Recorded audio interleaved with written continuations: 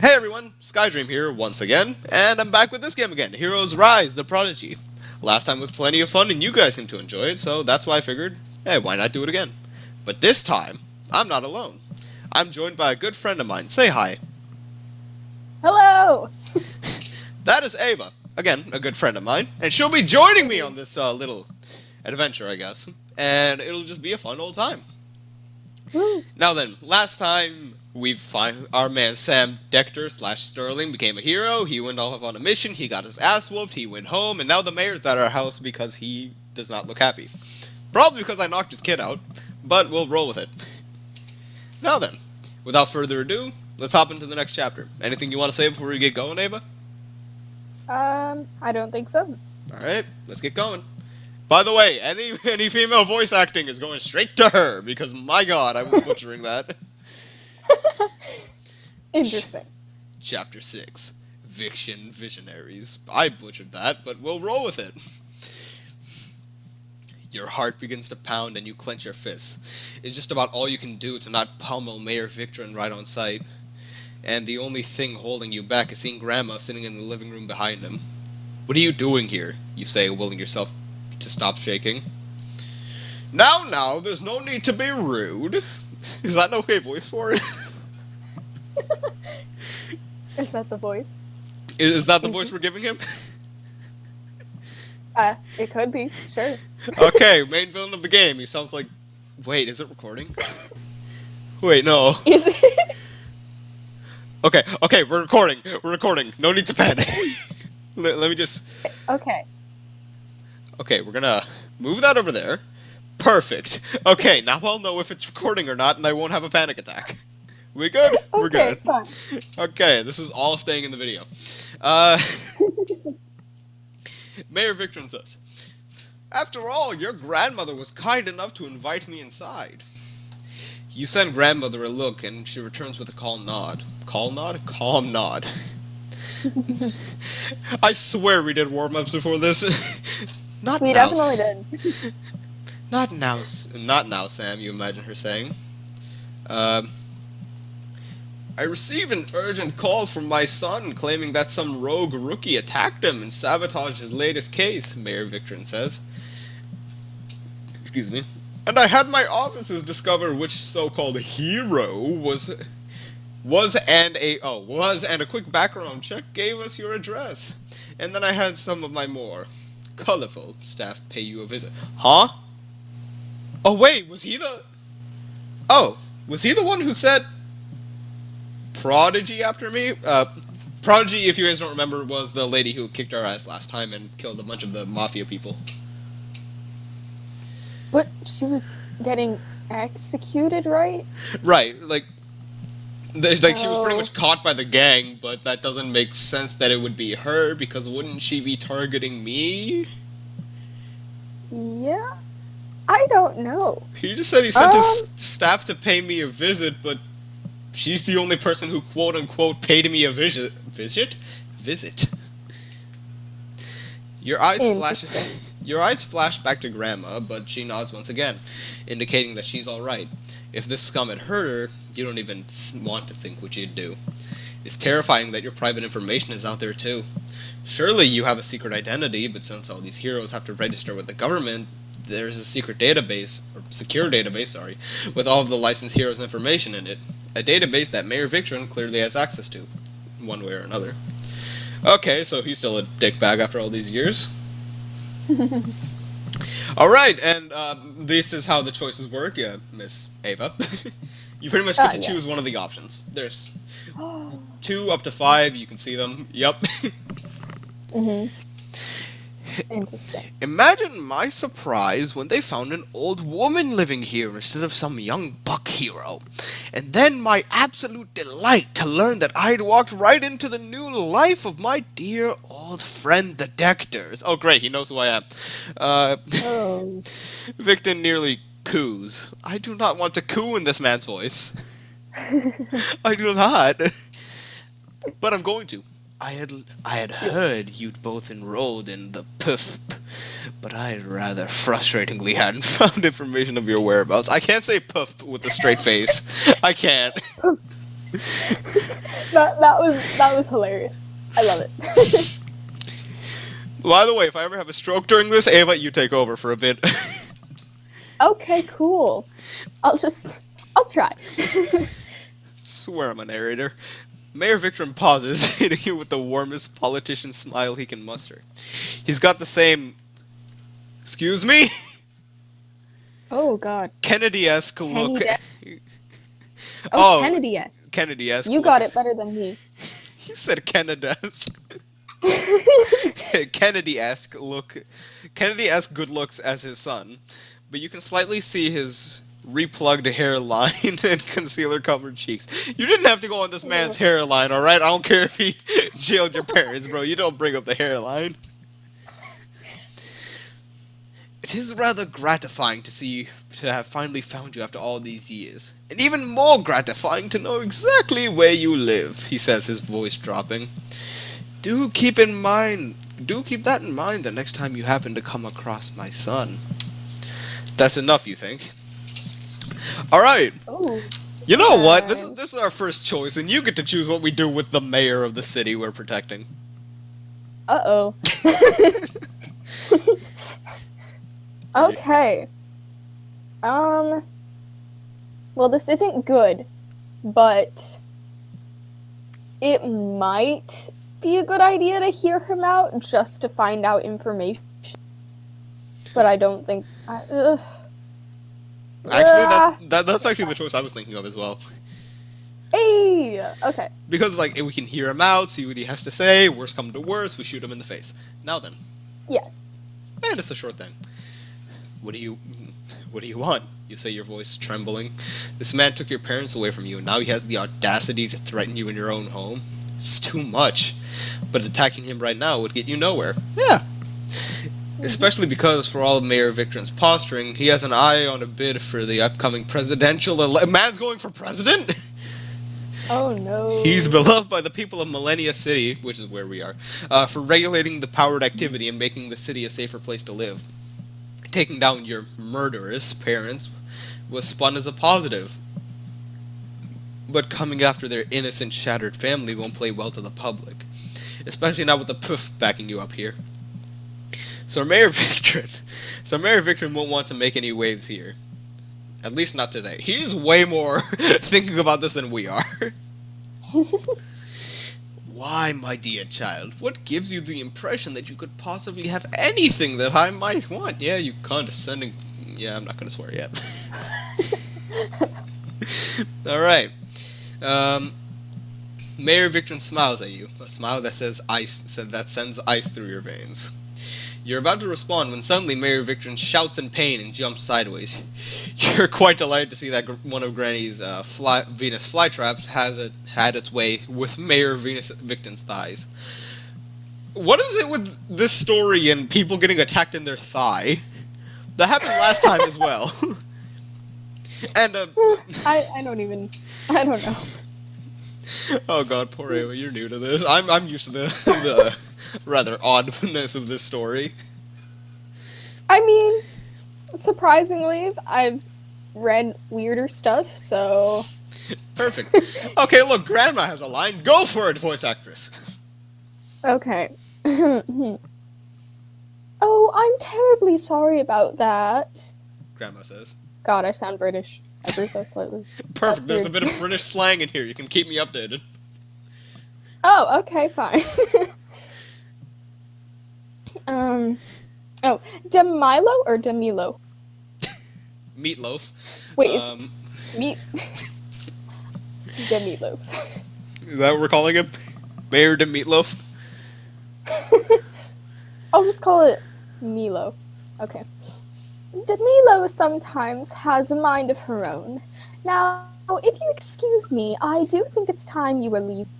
That is, unless you have something constructive to add to this conversation. Mayor Victron looks from Grandma to you, the smile draining from his face. I just wanted to let you know you always have a friend in me. You got a friend in me. Mayor Victron says as he walks towards the door. Feel free to call me anytime. And now that I know where you two live, do remember that I can call you anytime I'd like to. On that discomforting notion, Mayor Victon exits your apartment. Bastard. Grandma says, petting Demilo. She looks as if she wants to say more, but stops when she gets a closer look at you. Oh my word, you look dreadful. Sam, are you alright?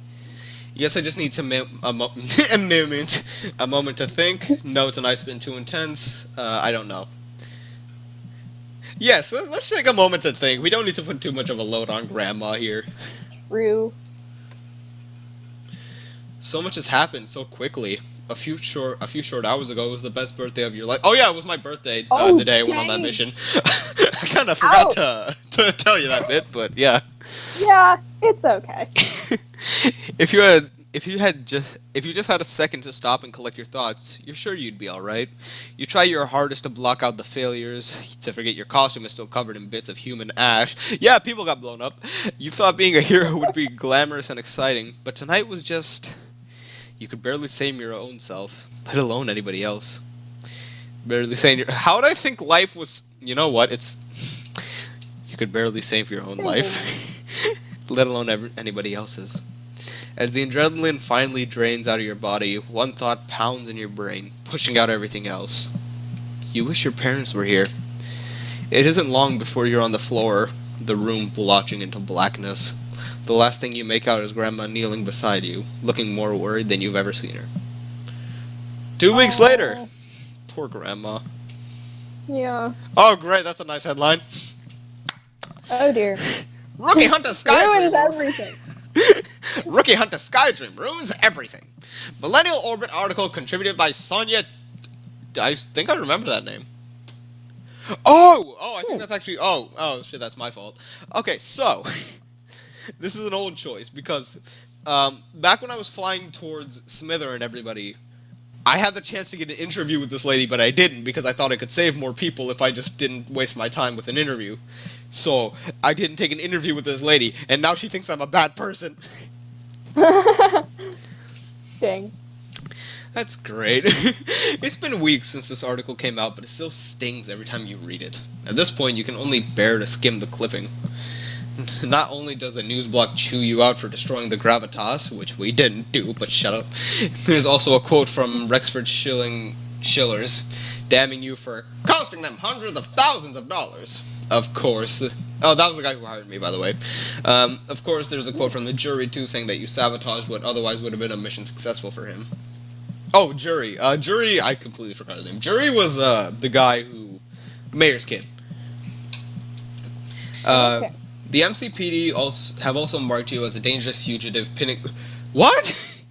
The MCPD have also marked you as a dangerous fugitive, pinning the Splice Circle murders... those are the mob. Pinning those murders on you. In fact, the only reason the police haven't knocked on your door is... Jenny, my blessed PIF agent, had the wherewithal to hack into the government database and alter my personal information after the Victronian visit. I splurged into one major me-chip upgrade, the anti-tracking function. I hacked the database myself and changed the information. I should mention Jenny is the gay best friend. Oh, okay. I think it might be a good idea to do Jenny because then it takes the blame off of you in case someone found out that you hacked the database, because that does not help with I'm innocent. Well, I mean, I think the worst choice here is honestly the anti-tracking function, because that doesn't clear your name. No, it really doesn't. Plus, the mayor knows where I live. Oh, yeah. Okay, Jenny, we love you. You owe Jenny big time for that one, though you haven't exactly expressed your gratitude yet since you missed several of her calls as you took time to recover. Last and certainly... Oh, wait, yeah, actually I want to check on my stats. What is my health looking like? Okay, perfect. My health and power are at 100. Yeah. And my legend went down because I kind of messed up an entire mission, but just... Oh. You owe Jenny big time for that one. Okay, last and certainly not least, Mayor Victron's office commented on the article saying that it's amateur heroes, big screw-ups like this one that Mayor Victorin's hoping to further regulate during the rest of his term. While this Orbit article probably helped make I'm not even gonna Sonya, whatever her last name is, career. I'm not gonna try and pronounce that. No, sir. It appears that she has Sparrow. done irreparable damage to yours. Even though she gave you a boost with that first piece on Tracker, she has thoroughly trashed your name with the second article. A fact you won't anytime forget. You won't forget anytime soon. Jesus. The people of Millennia City now think of you not just as a hack, but an actual danger to society. If you thought getting a good hero gig was hard before, it just got doubly difficult. And your yeah, I know, I saw that. And your legend seems decimated before it even had the chance to rise, down to a measly 5 according to your heroic license. You check the official hero legend meter website that tracks your legend like a credit score, but you knew it'd be depressing. Yikes, that is. I just thought I messed up a mission. This is like my man's whole life is ruined. This is sad. Can we please get 4 likes for how sad this is? Comment F to pay respects. Please comment anything and I would be happy. Jesus. The only positive news is that, good or bad, famous or infamous, you've placed yourself on the map in a big way. Okay, I love the optimism here. Getting people's attention is the first step to becoming a hero, even if it's only negative attention. Yeah, you fuck up. And now all of Millennia City is watching. It's up to you to decide what they see next. With that thought in your mind, you took some time to rest and recover from your first traumatizing night. More importantly, you took the time to reflect upon your actions. Considering what happened with the Gravitas case, how do you really feel about your first heroic night? I put Tracker behind bars, saved as many lives as I could, I took a dangerous weapon off the street. Despite what the press says, I did my duty as a hero to the best of my ability. My reputation is ruined. People think I'm useless at best and a criminal at worst. It's going to be impossible to launch a successful heroic career. I didn't save enough lives or complete my mission. As a hero, I completely failed. What do you think? I'm trying to think of how I want to make Sam as a character. Because I know he's going to end up, being the big boy hero, saving the day at the end of the day. But I think it might be best to just stick with the optimism for right now. Because... Probably. He already seems pretty optimistic. Right. And, I mean, he was the one who threw optimism in there. We were like, damn, this is so sad. Yeah. Yeah, we put Tracker behind bars. Yeah, we did. Woo. Sometimes remaining positive and having a good attitude is all that matters. Yes, sir. And that goes for life as well. You still believe in yourself. And that's a trait worthy of a legend. Did my legend score go up from that? It did! It went up by a point! Yeah! And Mayor Victorin doesn't hate us. Victim. Face. Okay. Okay, now then... Using your powers in real-life heroing situations was quite a rush, but it proved to be equally terrifying. Even though you managed to survive the night, your power and health levels could have dropped dangerously low. After a week's rest, you're fully healed and repowered. But how do you feel about your fighting decisions? I defended myself and stayed alive against insanely dangerous opponents, which is all that matters. I was too timid, I could have benefited from fighting a bit more offensively. I was too brazen, I need to be more strategic and defensive. I followed my gut and it paid off, so I'll always listen to my first instincts. I didn't even follow my gut. That's why people died.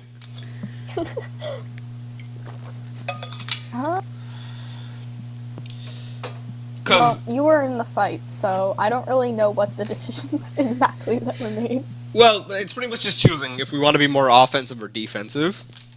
Oh, got it. Now, I don't think I was too timid. Because, I did rush in to try and, stop a massive gunfight from breaking out, and even though I sucked at that, I tried. True. And the only time I was really defensive was when I was going after the first guy who I thought had the gravitas. And that didn't help. Maybe the third one? I was too brazen? Because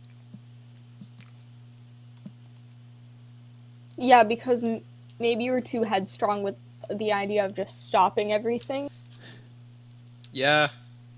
And it'll keep our stats in the midpoint, and that might affect things later. True. You certainly learned that your feelings regarding the law really matter, especially since these feelings have significantly affected your relationship with the MCPD. How do you plan on to react to the law and police moving forward? The police hating me could be a serious issue moving forward with my career, but at least I'm free to act however I see fit. I should have followed the law and worked with the police. Having them on my side is way better than having them against me. Now I know my decision. I want to hear what you say. Because of the character, I think the first one. Right, that's what I was thinking as well. Because Yeah. like, I mean, this man's he had his parents taken away when he was like so young Yeah. because of, messed up law. That's So why too would much emotional trauma yeah, and to like be fixed by, I should be better with police. yeah, exactly. Like you're not going to be a fan of the police after that happens. And plus, it doesn't make me worry about I can do this, but but I'll break the law, and so that would be bad. Like I don't care. It'll help people.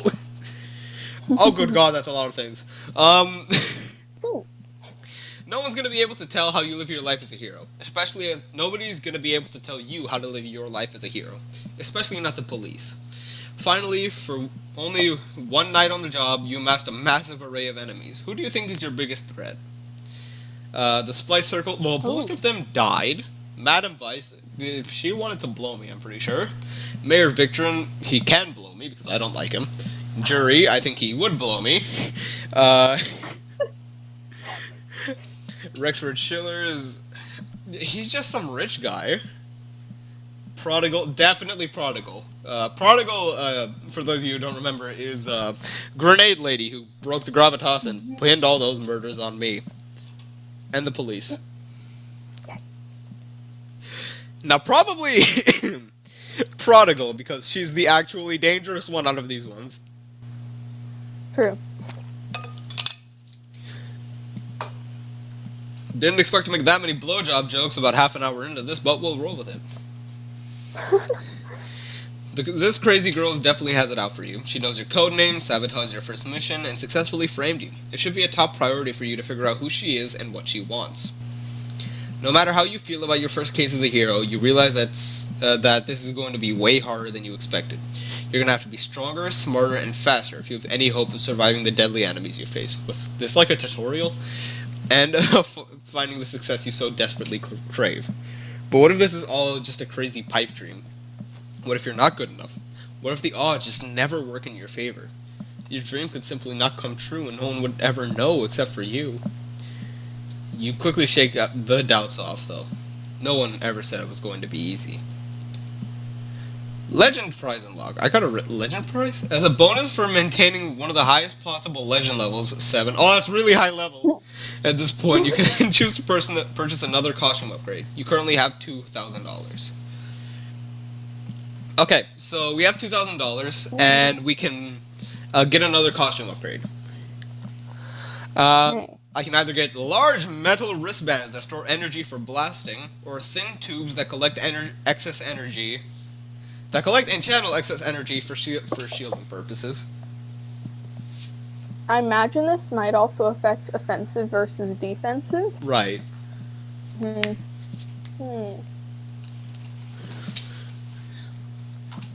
What do you think we would need more situationally?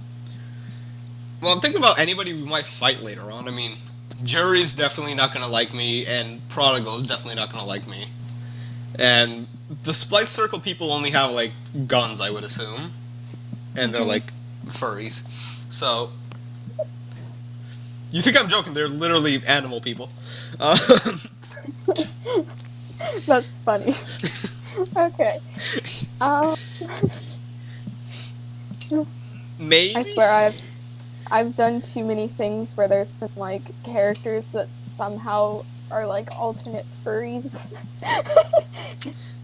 I'm sorry I dragged you into this. Now then, You're fine. I guess to save more money, because if... Oh, yeah. Because I don't know when I'm gonna be having that much excess energy for shielding. That sounds very situational.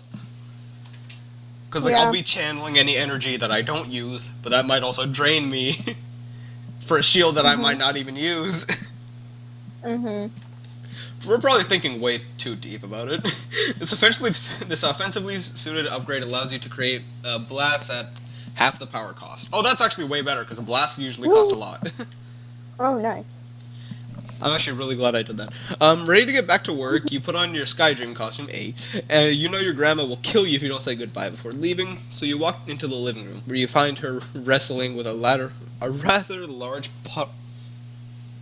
palm frond. Grandma wears her usual comfortable clothes, and though her short hair is matted down to her face with beads of sweat, and her hair is that. Yeah. Yeah. Yeah. I'm fine. Hi, fine, I'm below. Grandma says, wiping her brow.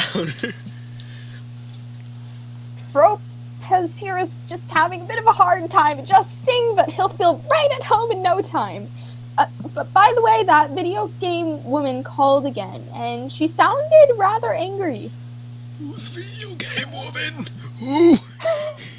In the haste of starting your heroic career, you. Oh, wait, yeah, I forgot. I had that job at a video game company, which I kind of quit without saying anything. By Oh. the way, in your haste to start your heroic career, you quit the video game job testing job without telling the company or returning your advance deposit. Oh no, what are you doing, you dumbass? Perhaps not the smartest move, yeah, despite now. Especially now that you have no idea how you're going to start making money as a hero. Unfortunately, your bank account also took another hit this morning after you paid $800 for rent. Grandma's pension doesn't cover all Oh, the bill. Wait, how much money do we have now? $700. yeah. You know what? I'm Well glad I then. bought the cheaper upgrade. Um, Unfortunately, your bank account also. Yeah. Grandma. I'm trying to find out where we are. Oh, okay. Anyway, are you going to see Jenny? Grandma asked, returning to her battle with Grandma thinks that with all this fresh heroic hell on your plate, it'd be smart to strategize with your puff ancient Jenny. She has access to government information and claims to have a lead that could sort out your mess with the Gravitas case, but you probably bit off too much too fast by taking on the Splice Circle. So you've got your sights set on a smaller scale mission for tonight. Thank God! That previous mission was like 4 chapters. 3, actually, but yeah. Okay. Oh, Sam. Grandma says. I can say that whenever. Okay. Have you made a decision yet about the sidekick mentoring project? Despite your heroic false start, Grandma has been insisting you take on a sidekick mentee. She's always been involved in mentoring powered youth, even though you had your own hero mentor back when you were younger. Though the most exciting thing he asked you to do was pick up his dry cleaning. What an ass! You'd never tell Grandma, but you don't have much faith in the program. Besides, you can't imagine why young, powered people would want to work with an amateur like you. You've been rather reluctant to choose all week, but at this point you're just tired of Grandma's constant and helpful reminders.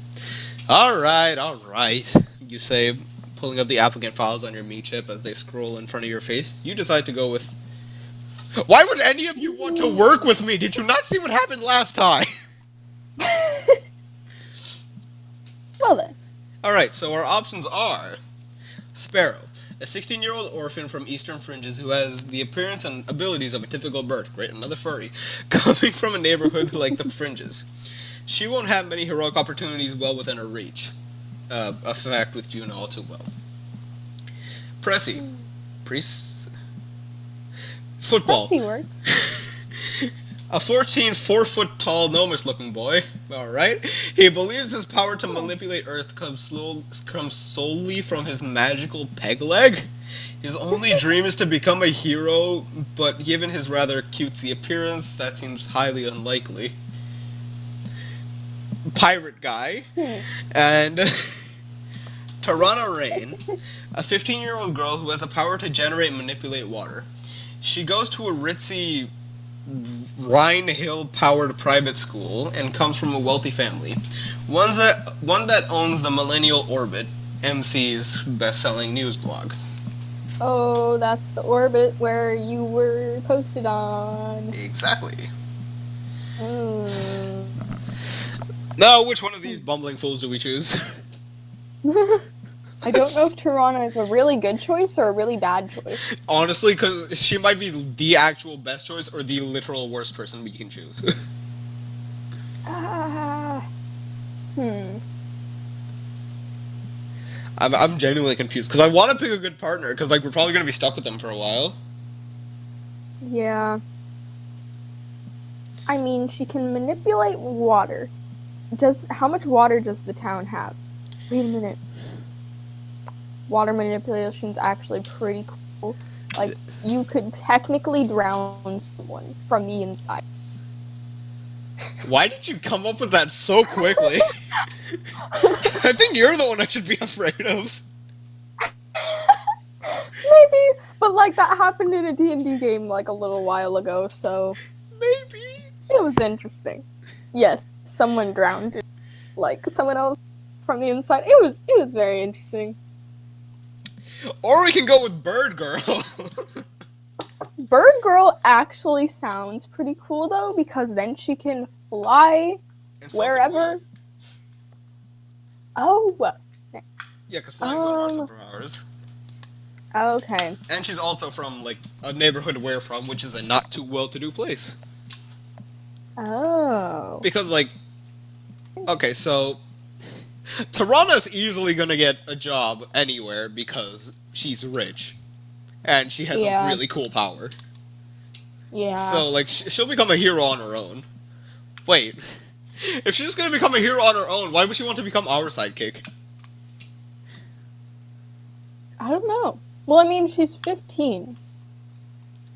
How old I don't is know. how old is our guy? Does it say here?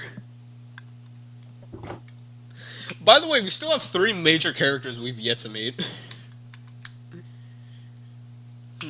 I'm genuinely do not know who to choose.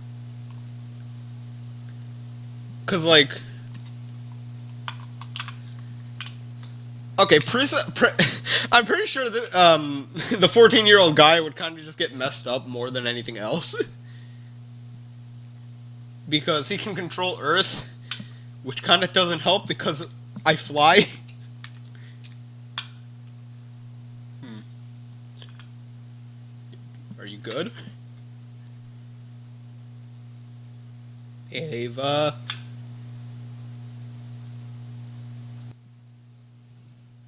Alright, and we're back. There we go. We had a couple technical difficulties, but that's no big deal. And we're going to move right Mm-hmm. along with this episode. Ain't that right? Mm-hmm. Perfect. Ava didn't die, so that's good. Yep. Still And, alive. yep. Staying alive, staying... Okay. Um, Yeah. Alright, now before I get hit with copyright, we should actually make this choice in the game. Ah. Yeah. uh, Hmm. okay, so do we choose the orphan bird girl? Do we choose the 14-year-old goblin? Or do we choose the 15-year-old rich girl? Hmm.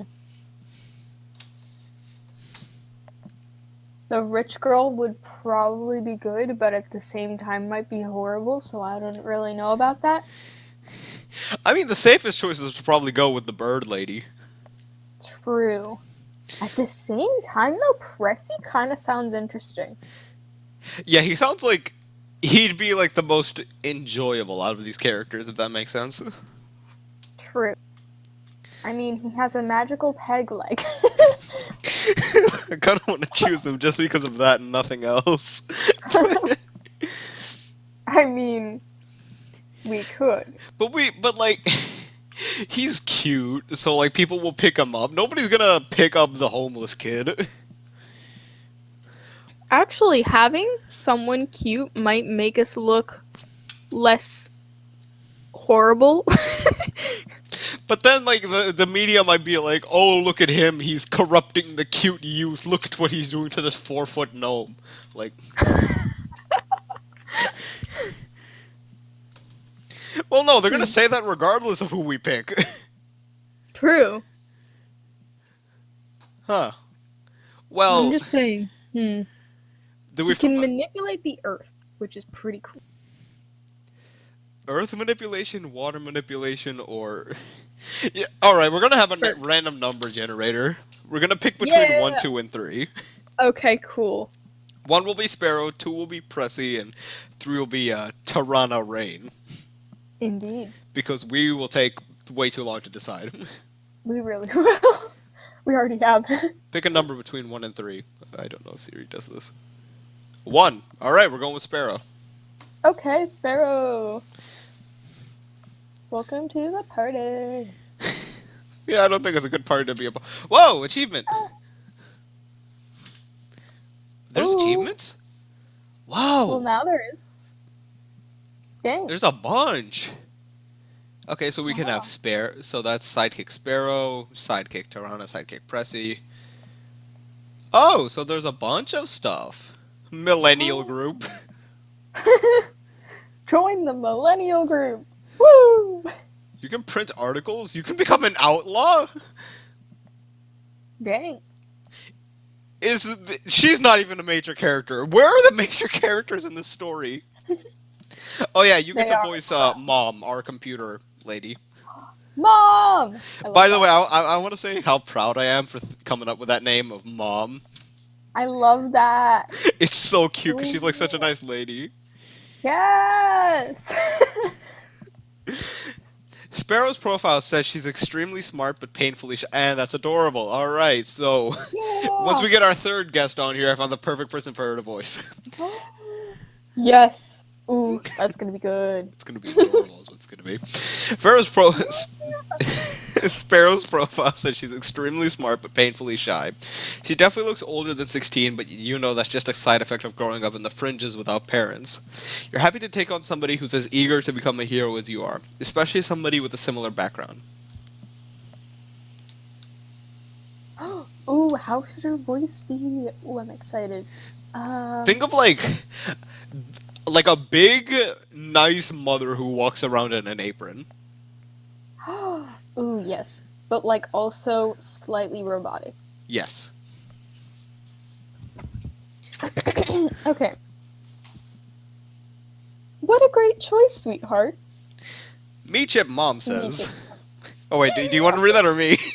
Oh no, you're fine. You can I go. didn't You know can if go. you I were thought gonna it say would it or not, so I just Are you going or me? go ahead. Okay, me Chip Mom says appearing in one of her standard issue outfits, a loose fitting house dress. You can read it next time when it's dialogue like that. Okay, sure. I do hope Sparrow turns out to be the best sidekick ever. Let's hope, Mom. You think figuring it's best to practice the thought command function as much as possible. Heh, thought command. I shouldn't have said that. Am I allowed to say that? I I don't know, but I mean, you already said it, so Alright, so our main man has a third ability called Thought Command. I'm going to go with Sparrow, you say to Grandma. I had a feeling you might. Grandma says, a mischievous smirk stretching across her face. Which is why I told her to meet you in Ringe Square in 5 minutes to help you with whatever you've got planned for tonight. You open your mouth to protest, but there's no use. Arguing with Grandma once she's made up her mind is mind-numbingly futile. So you simply jaw clenched. This is certainly going to be interesting. Before you go, you walk over to say goodbye to Golda. Golda is a flower, stroking her petals for good luck. And for heaven's sake, Sam, Grandma starts, once again looking more worried than you can stand. Please be careful out there. You nod at Grandma, knowing it'll be hard to screw things up worse than you did last time. Ah, yeah, well, you got 2 idiots controlling it this time, so... In your room, you prepare for takeoff, checking over your costume one last time. Then you look up at a poster of your parents, causing another streak of guilt to run through you. Maybe you should write to them. But then you stop yourself, thinking that nothing has changed. You've been left to live your life without your parents, so that's exactly what you're going to do. Instead, you glance over at the poster of Rebellion, thinking to get to his level seems further away now than ever before. Part 2, Pride Comes Before. I'm guessing the next chapter is going to be called The Fall.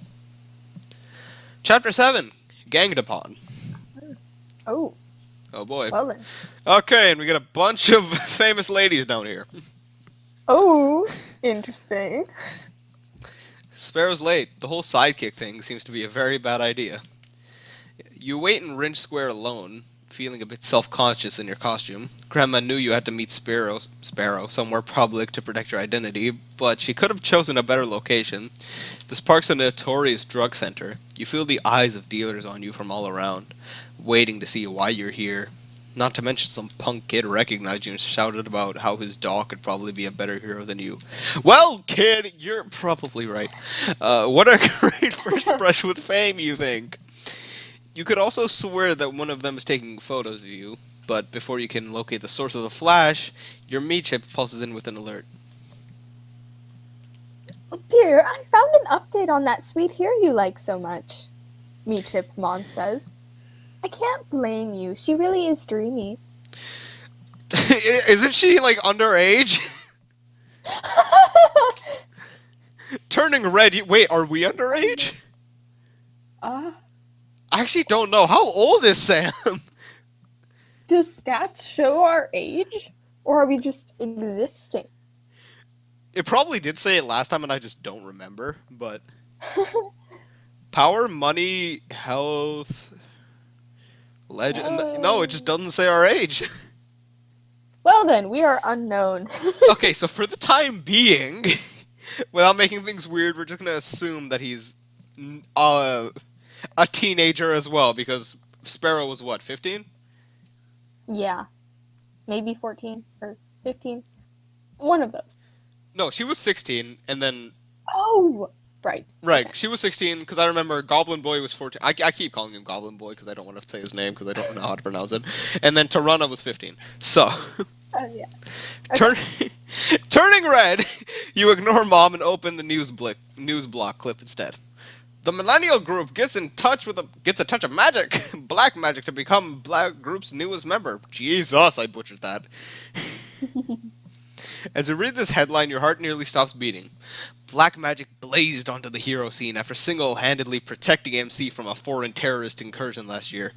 Even though her origins remain completely shrouded in mystery, black magic is currently MC's most famous solo hero, especially after receiving the latest Millennia City Hero of Tomorrow grant, which is the most esteemed honor that can be bestowed upon any aspiring hero.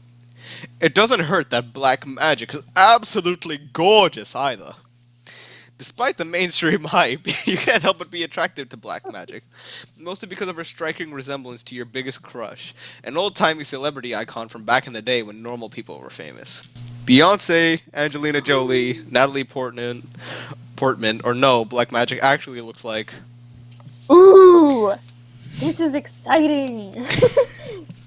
Anyway, go for it. Tell us who she looks like, Ava.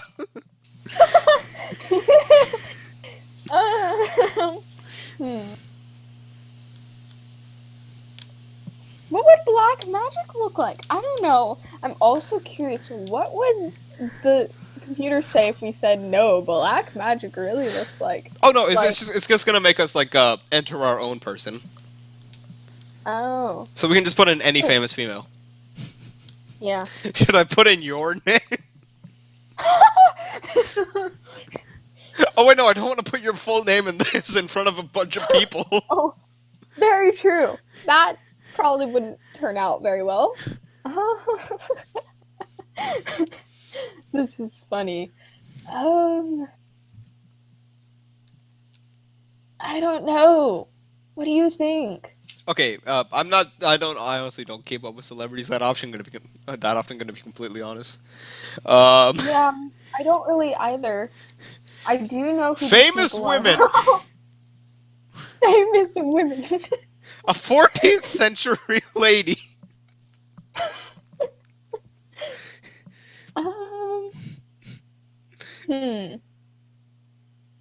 I'm kind of thinking Natalie Portman, Natalie Portman, is that who we're but going with? also sure. Actually, hang on, I don't even know what she Uh, looks like. Natalie Portman. oh, and I don't even. You can look her up at any time. I don't know. Okay, Natalie Portman it is. I don't think it really matters. Probably not, but whatever. Black magic is a dead ringer for Natalie Portman. You think she might actually be a direct descendant, but nobody knows enough about her past to be sure. You've always been, you always been, you've always been fine being alone, especially since you haven't had much of a choice in the matter. That just sounds pathetic.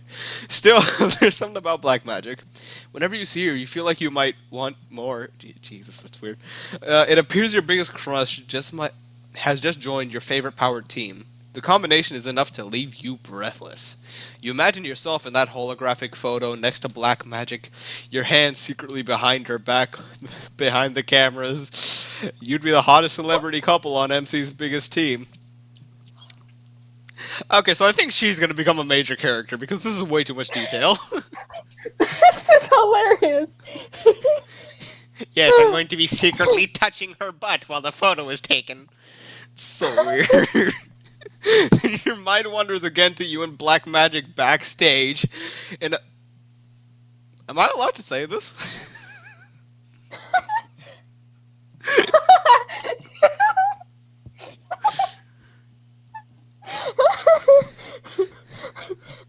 um.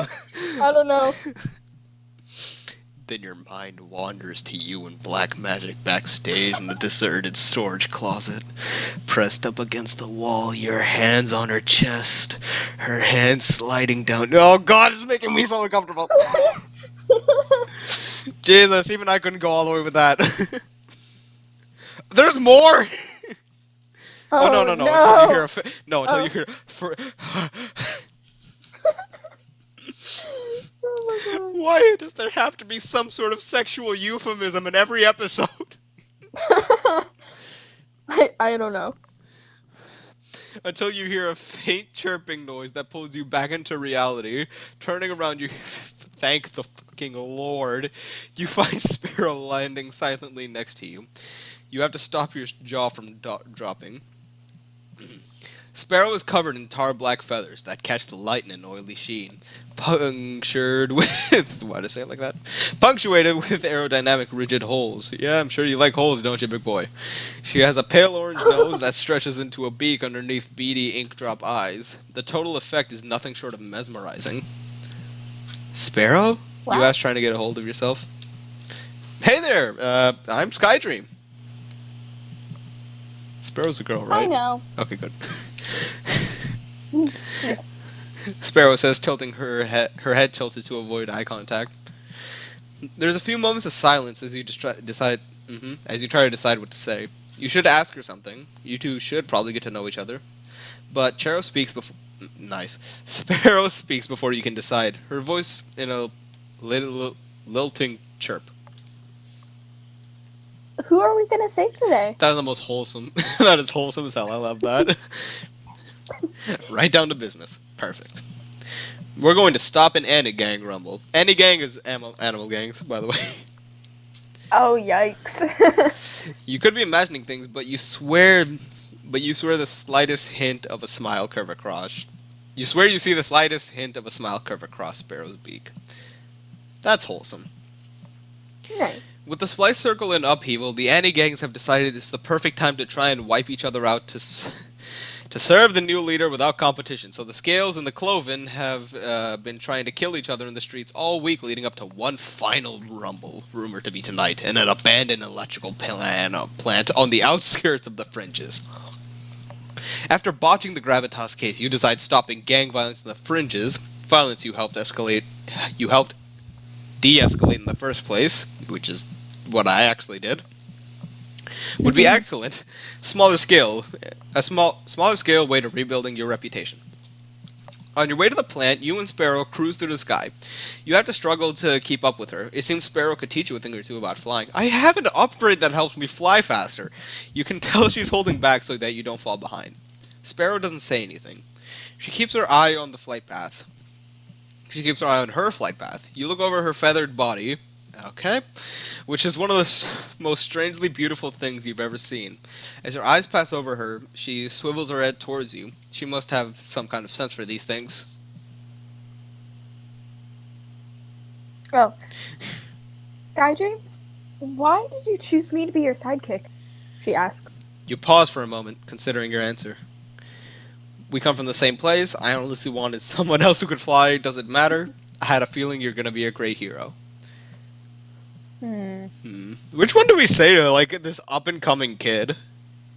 Yeah, I mean the last one is really inspiring, It really but is. the first one is very honest.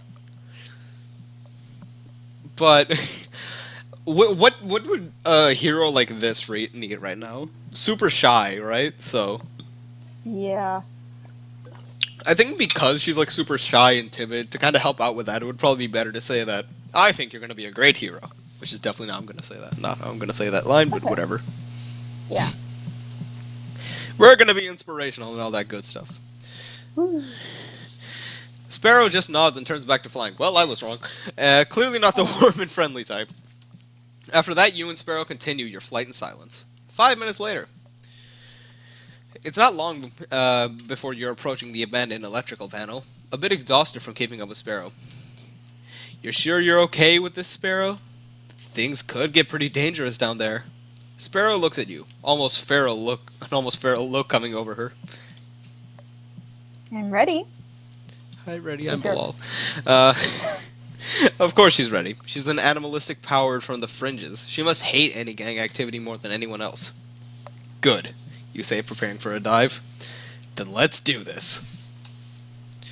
You crash through a broken window, followed closely by Sparrow. What you see makes you both freeze. You're too late. Dozens of anti-gangsters already covered the ground, lifeless and emptied. Almost strewn among them are bodies of 7 heroes. Jesus! All wearing brown and red costumes. At least you hope the red is from their... Oh my god, that's dark! You gasp as you realize that all of them are really young. Probably some amateur youth startup team that tried to make a name for itself by stopping the rumble. You're about to question the wisdom of bringing your own brand new teen sidekick into this mess, but your attention is stolen by the vicious battle taking place below you. A few dozen anti-gangsters remain standing, their movements blurred together. Lizard tails and venomous fangs rip into coarsely haired flesh. Cloven hooves and twisted antlers bash thin, scaled torsos everywhere you look. Oh no, you say, frozen in air. This scene is more grisly than you ever could have imagined. But Sparrow doesn't hesitate at all. She careens down into the melee like a black bullet, snapping up... Jesus! Dang. Snapping up a gecko-looking girl with her beak. You're mesmerized by the sight of Sparrow swooping over the brawling crowd. It looks like some winged dark angel of death, fierce and unrelenting. You pull yourself together. You've got to get down there and back her up. Use Cyclone to scatter finger fighters across the plant. Slam into the ground with great energy fist to disrupt the fighters. Drop an energy bomb to disorganize the fighters. Wouldn't all of this end up affecting Sparrow, though? Well, she's flying.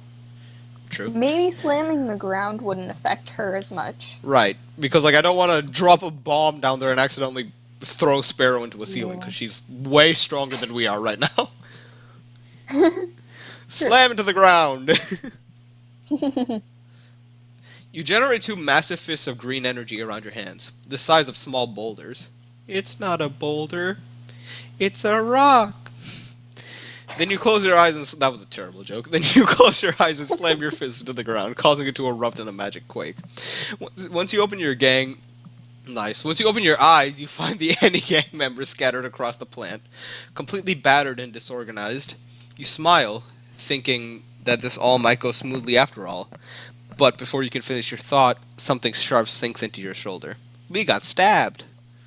Oh no. You scream as you feel fangs rip at your flesh instinctively. You let out a strong energy pulse and the grip loosens. You whip around to see a blonde girl falling to the ground. Her hair flared in the shape of a cobra's head. As she hits the floor, you can see your blood dripping from her fangs.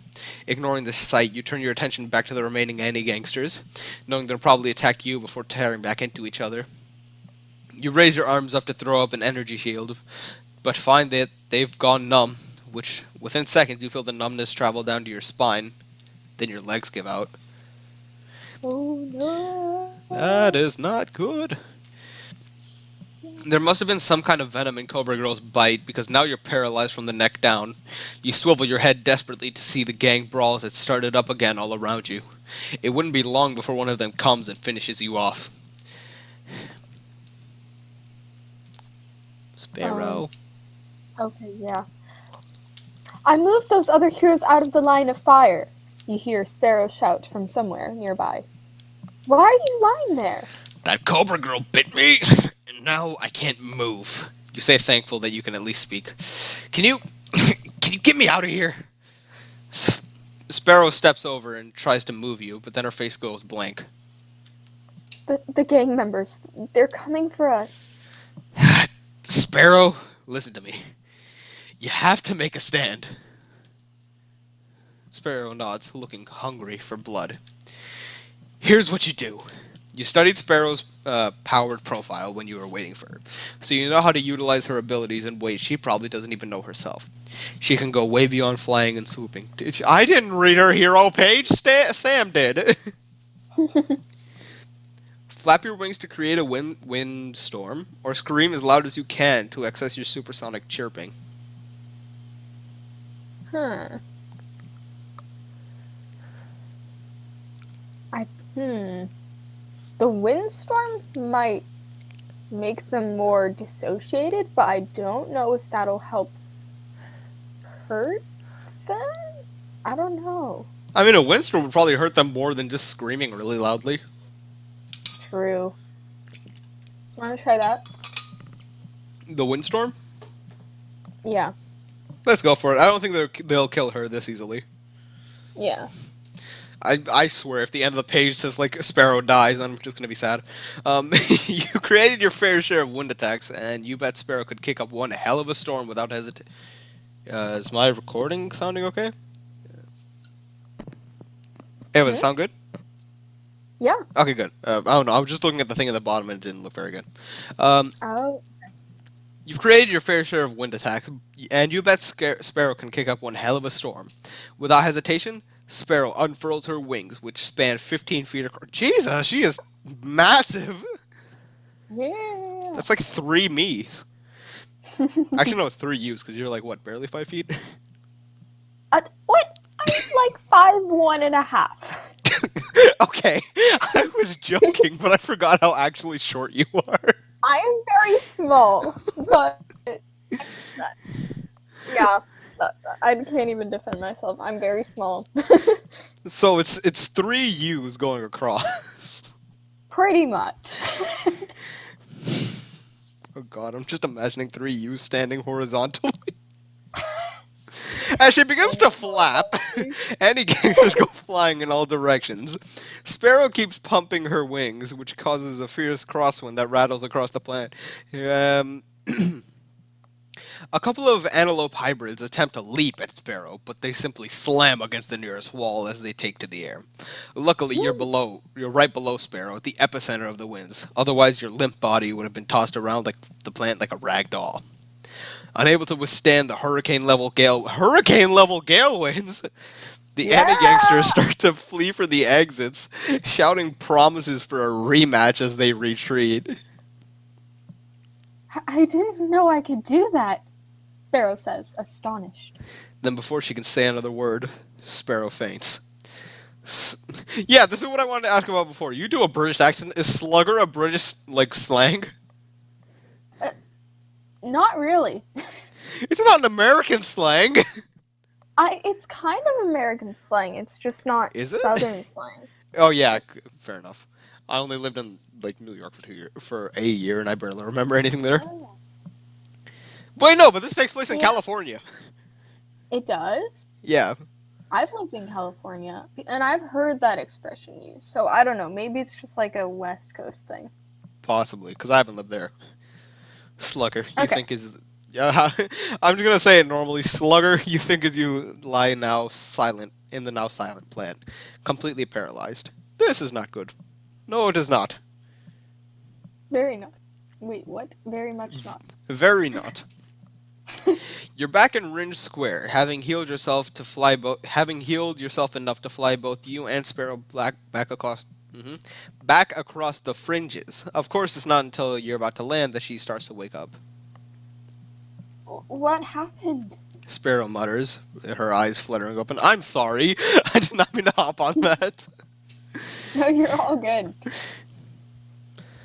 I healed myself and got us out of there just as the ambulances were arriving, you answer. I figured neither of us needed any official attention for that mess.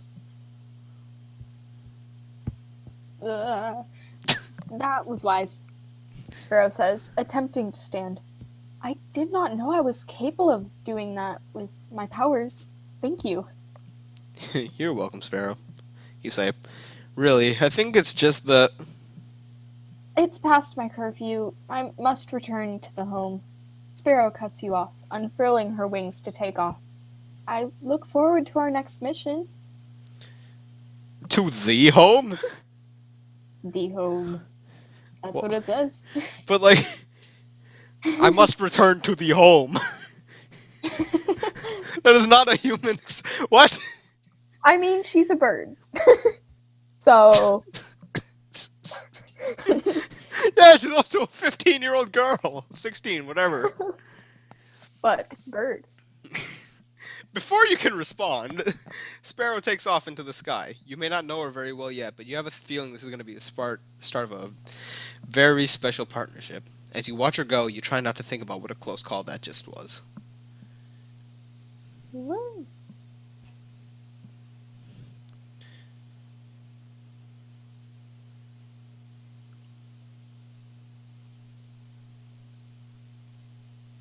I definitely didn't accidentally mute my mic and read half of that. Shut up. I was like, silence? Okay. Once Sparrow is out of sight, you reach down to your McChip. Nice! I've never messed that word up once. I swear to God.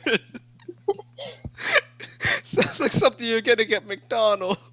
Yeah, just like, I'll take a McChip meal. You look down at your McChip to make a call. Okay, perfect. Go for it. Jenny is here. It's Jenny! Okay. I was waiting for you to bring me back, you intolerable sloot. Jenny says as her holographic image pops up. Yeah, meet me in 10 minutes, you say. We've got a lot to talk about. As you take off again, you can swear that you see more flashes coming around the park, but you don't have the time for that right now. Stopping the Anagang rumble was a good move, but not enough. You were treating a symptom, placing a band-aid on a wound that needs stitches. No. You know what you need to do now. You need to cut off the Anagang's problem at its source. You need to take down the Splice Circle. Okay, so now we're fighting the mob. Woo! Chapter 8, the Vigil... By the way, we are 8 chapters in. We've met... Oh, look, we actually have a... We still have 2 major characters left to meet. Dang! Unknown. And I mean, at least, what's-her-face kind of likes us. Sparrow, I forgot her name. Yeah. At least Sparrow kind of likes us. True. I mean, like, we're helpful, which she appreciates. So that's nice. Yeah. Except for the fact that we knocked her out, but It's okay. As you fly to meet Jenny, your thoughts are consumed with Sparrow and your own younger years. It makes you remember why Jenny is not just your poof ancient, but she's also your best friend.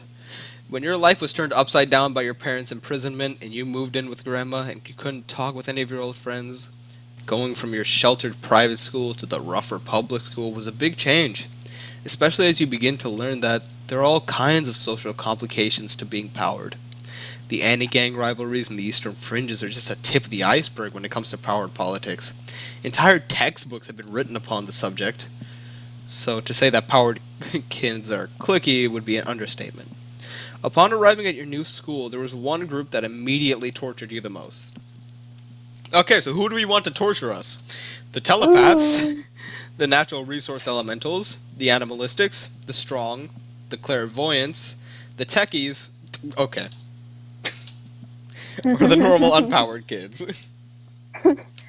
um. Peyton is Hmm. somewhere trying to kill one of us for saying that.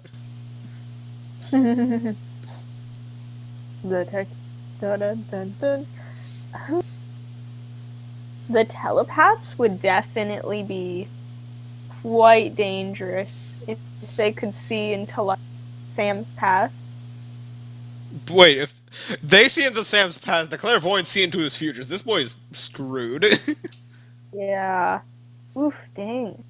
Hmm. I can't really imagine natural source elemental beating him up otherwise.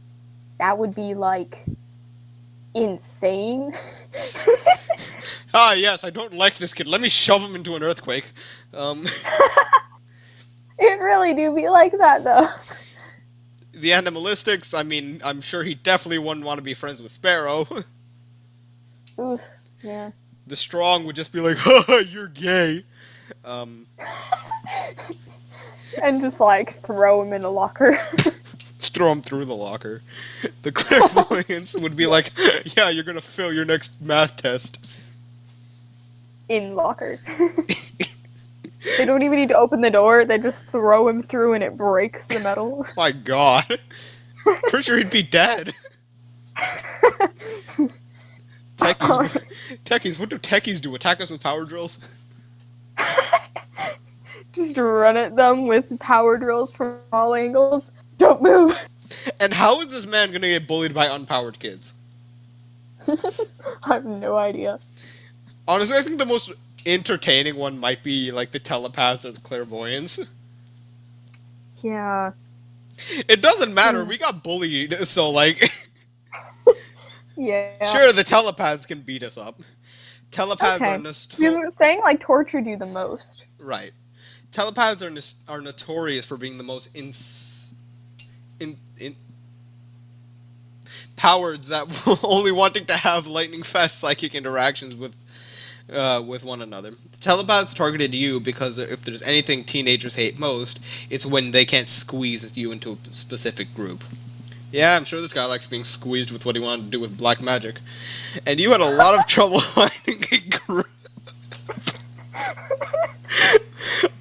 Am I allowed to say that? I don't know, but you did now. I might regret leaving these unedited. And you had a lot of trouble finding a group, even though you tried to befriend other energy wielders or other flyers. Oh. Maybe other energy wielders because you aren't that great at flying. Okay, you didn't have to bully me that hard. I mean, However, energy wielders hate flyers based on the same some old age fuse that went back to the earliest powered individuals. What kind of Skyrim? Apparently, the first flyer and the first energy wielder were mortal enemies. Since you have both flight and energy powers, you were seen as particularly heinous. Gene Hazard. What? No one wanted you in their group, and as a result of your solo status, you were hounded by just about everyone at school. You can imagine Sparrow at school, embroiled in some intense animalistic rivalries of the fringes. It makes perfect sense that she was so passionate about taking on the Any gangs. I think we picked the best person for that one.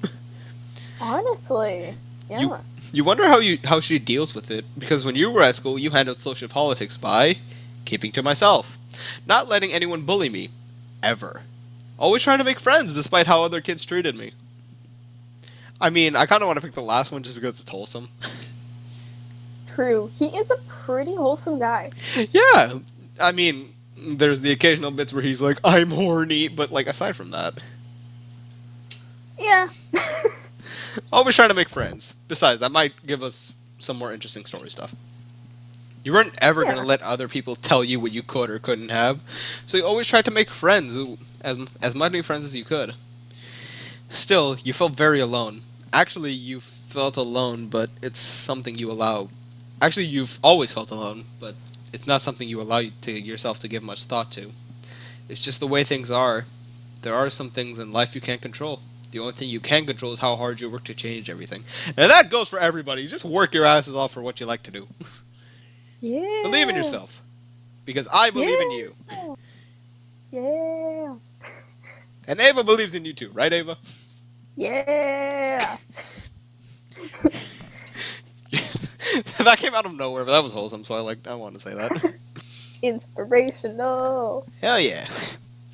You meet Jenny at your favorite spot. The Vigilante MC's largest comic slash game slash collectible store, which also happens to be open 24 hours, the most neckbeard store in the city.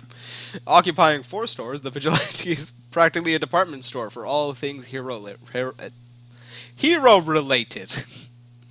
You and Jenny always meet in one of the private gaming rooms, usually over your favorite virtuous reality game. Sorry, Sam. I'm afraid there's no time for fun today. She She says, says, sitting. Oh, "Go okay. for it, go for it, go for it, go for it." Okay, cool. She says, sitting down, as usual. She wears her ponytail pantsuit uniform. Though you notice, she has added an unexpected red heel to the ensemble. Wonderful I dialogue. hear. Thank you. I hear you've been rather busy, Jenny says.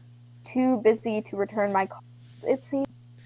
I know, but before you rip into me and you start, let me tell you my side of the story. It took you 20 minutes.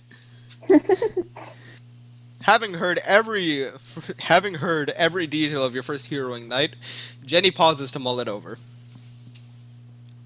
Well, you certainly dove headfirst into the deep end, didn't you? Ever heard of paying your dues? Climbing the ladder? There's a reason people aren't supposed to skip steps, Skydream. You should have called for help. You should have. Jenny, you interrupt. I get it. I took on too much, too fast, which is exactly why I went back to basics earlier tonight. I stopped an anti-gang rumble. Well, that's certainly smarter, though no less dangerous. Place to start, Jenny offers. Still, you've dug yourself quite a hole here. Yes, I did. You say, tired of mulling over the horrors of your situation. So, what are we going to do to make it better? I suppose that's the spirit. Well, I'll start looking into Prodigal. Prodigal? Prodigal. Prodigal. Got it. Prodigal. Maybe Prodigal because Prodigy, but. And it's Oh. called Heroes Rise the Prodigy, so. Hey. We can skip with Prodigal, though. Works for me. Okay. Though there's not much to go to on. Black Kevlar bodysuits are pretty common purchases these days.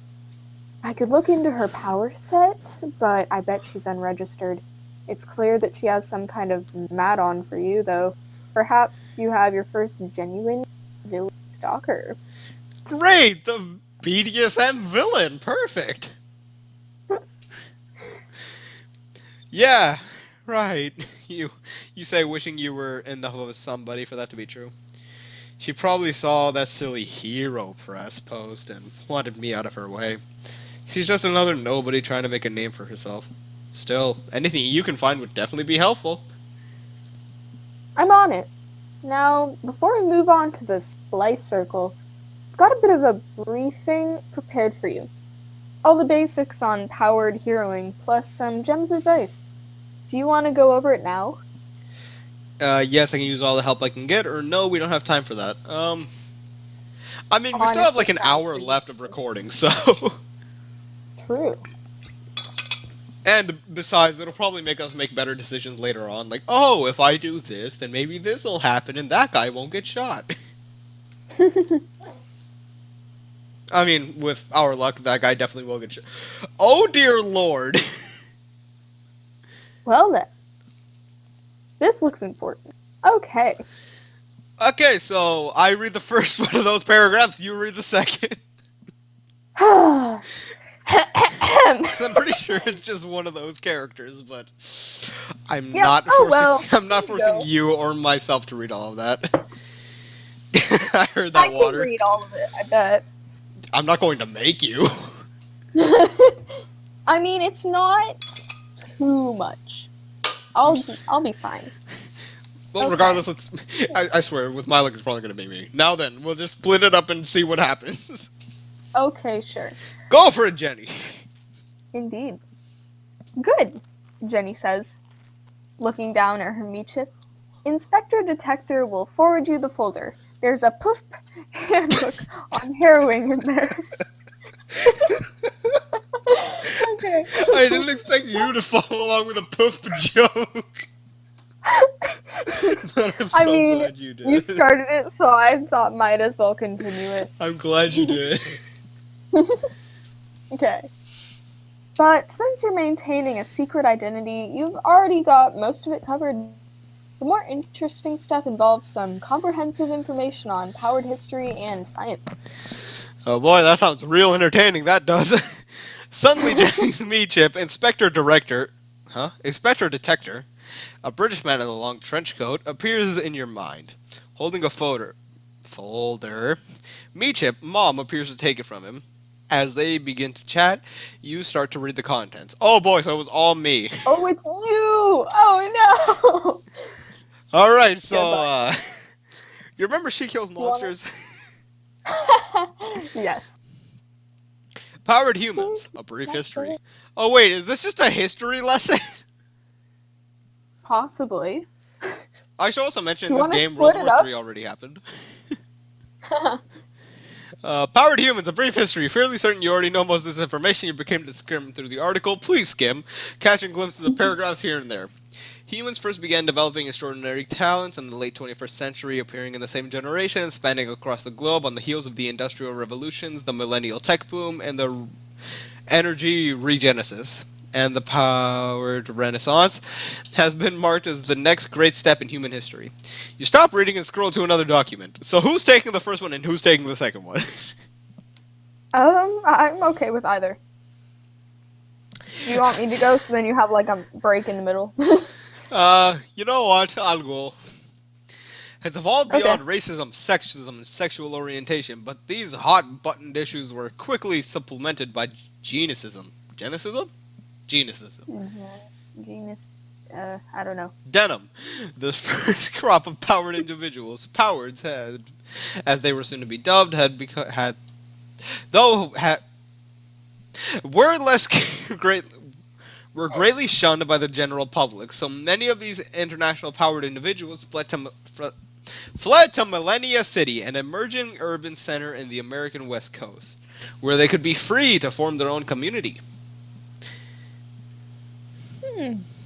Okay. Backed by the United States government, which realized that fast-acting acceptance and regulation of powered individuals could kickstart a resurgence in their declining prominence against the then dominant world power, China, the American powered Renaissance began, solidified by both the Powered Citizen Equality Act and the creation of the Department for the Regulation of Powered Resources. The world's next powered heroes began to flourish in America's Millennia City, sparking a cultural trend that would sweep the globe. Through anti-powered regulations in China remain as tightly controlled as Why are you so much better at that? I don't know. It's very wordy. Oh, is it? You keep skimming, hoping to find some tidbit you don't know already. If you know all this, then stop reading. Oh wait, we can just look for tips. Yeah, I'll give you a tip, Jenny. Um, that was. Should I keep reading it? Do you want to read this page? Because like, Sure. you, I mean, you've done a lot of narrating throughout the whole story, so I think it's fair. you sure? Yeah, I'm up for it. Go for it, young Ava. Okay.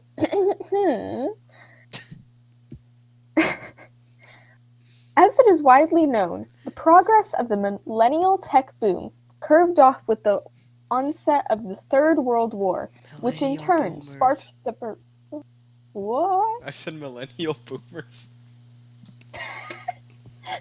You know what? I'm really glad you found that funny because I wasn't sure if it was funny when I was saying it in my head. It's just so random. I'm just reading it. Millennial boomers. Shut up. Okay, I'm gonna go back. um, Third World War, which in turn sparked the perfection of nuclear technology that spawned the energy regenesis at the unthinkable cost of losing a sizable portion of northern Russia in the fusion eclipse. Many scientists have posted that, in light of this massive world what? Upheaval. Up upheaval? Oh, Yeah. thank you. Yeah. Human evolution took the next leap to satisfy society's inefficiencies. Technology now eliminating the need for many basic human functions, and with the energy crisis seemingly solved, humanity was free to unlock further potential in their genomes and take on new abilities.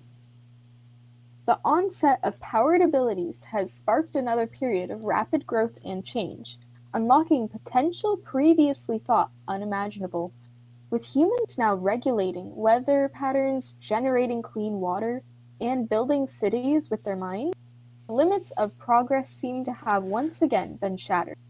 Just this week, NASA reported that they're prepping for their first mission of powered astronauts capable of traveling through space at previously unrecorded speeds and distances.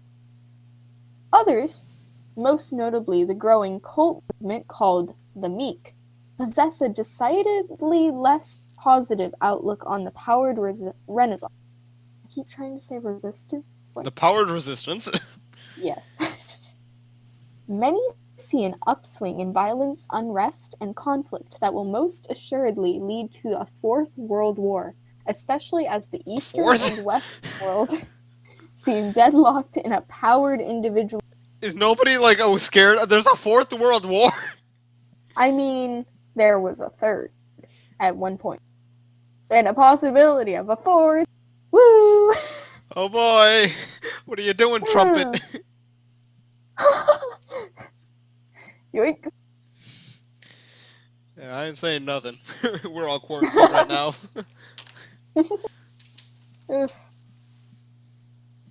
Okay, now it's you.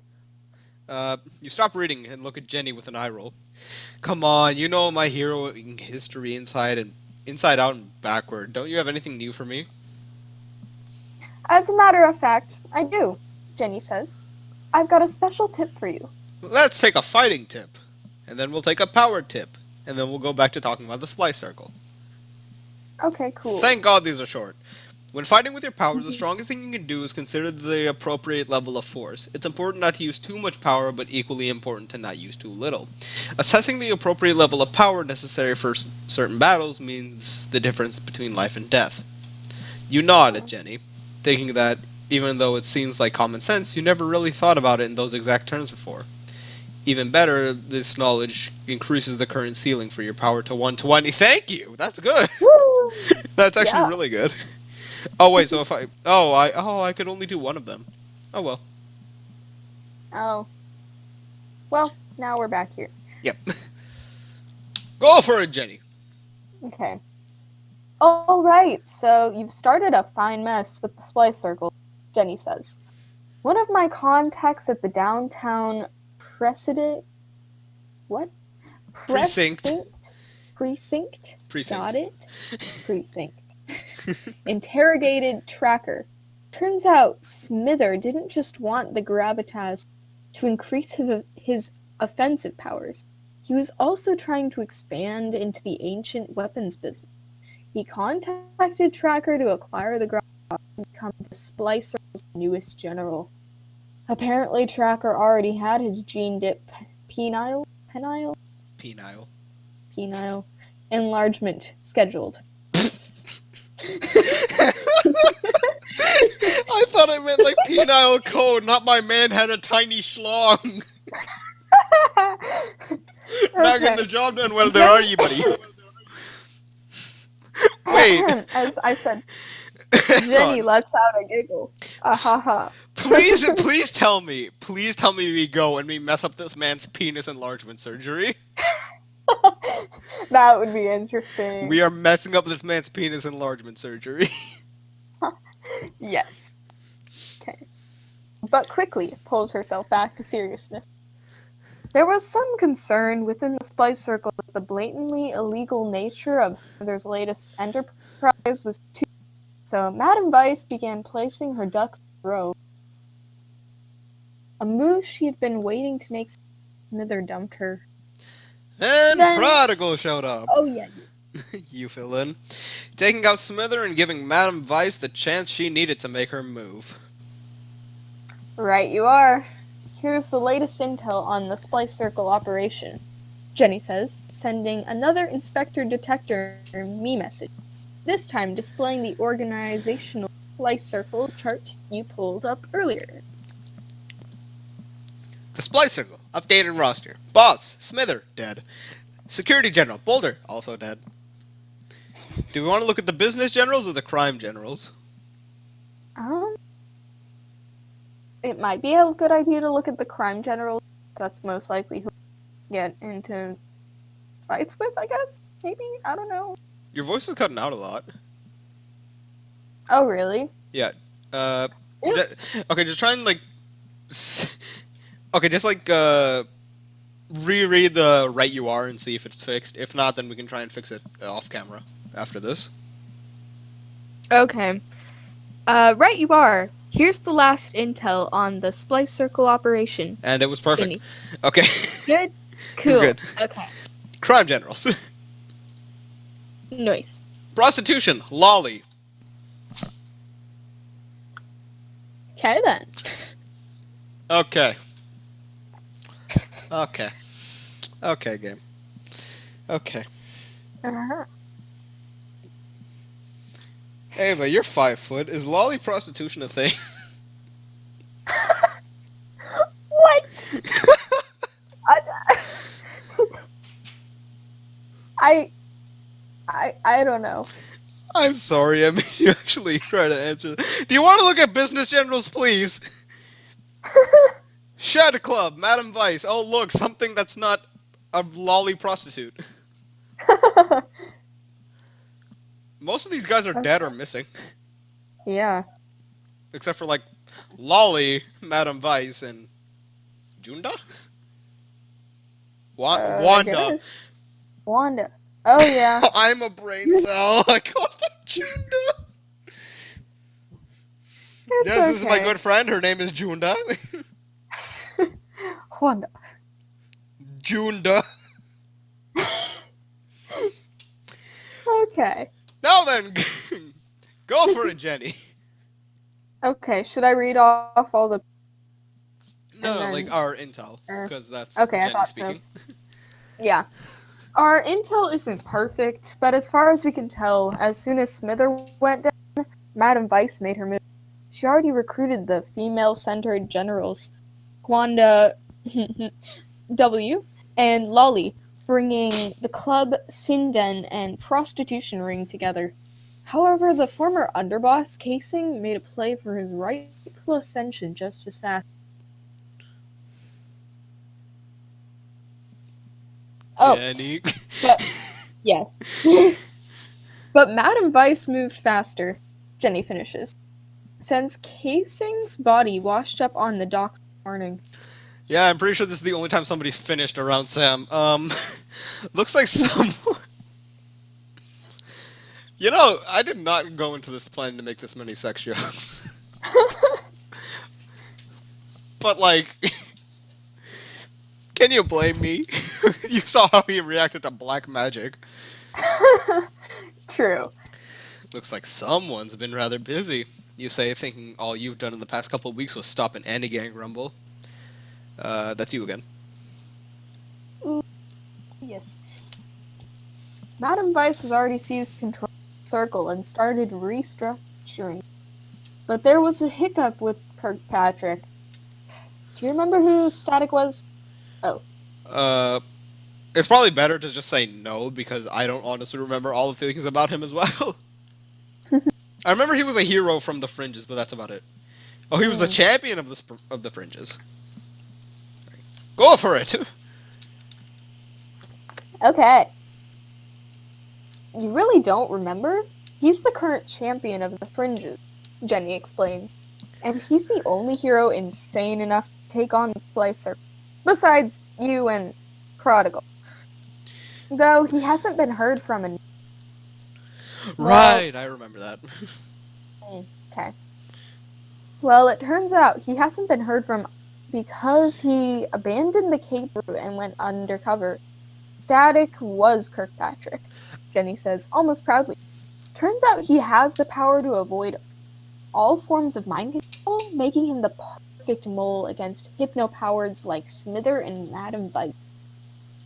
When Smither went down, Kirkpatrick panicked and got trigger happy. No one knows exactly how, but Madam Vice found him, and he's been missing ever since. That's me. Any hunches? You ask, not wanting to think about what's probably happening to Static slash Kirkpatrick right now. Apparently, Kirkpatrick had been collecting evidence against the Splicer for months, waiting for the right time to strike. Police think Madam Vice has taken it, trying to find the location of his evidence stockpile. She needs to get her hands on it for the new and improved Splicer to survive. Not to mention to cement her boss status.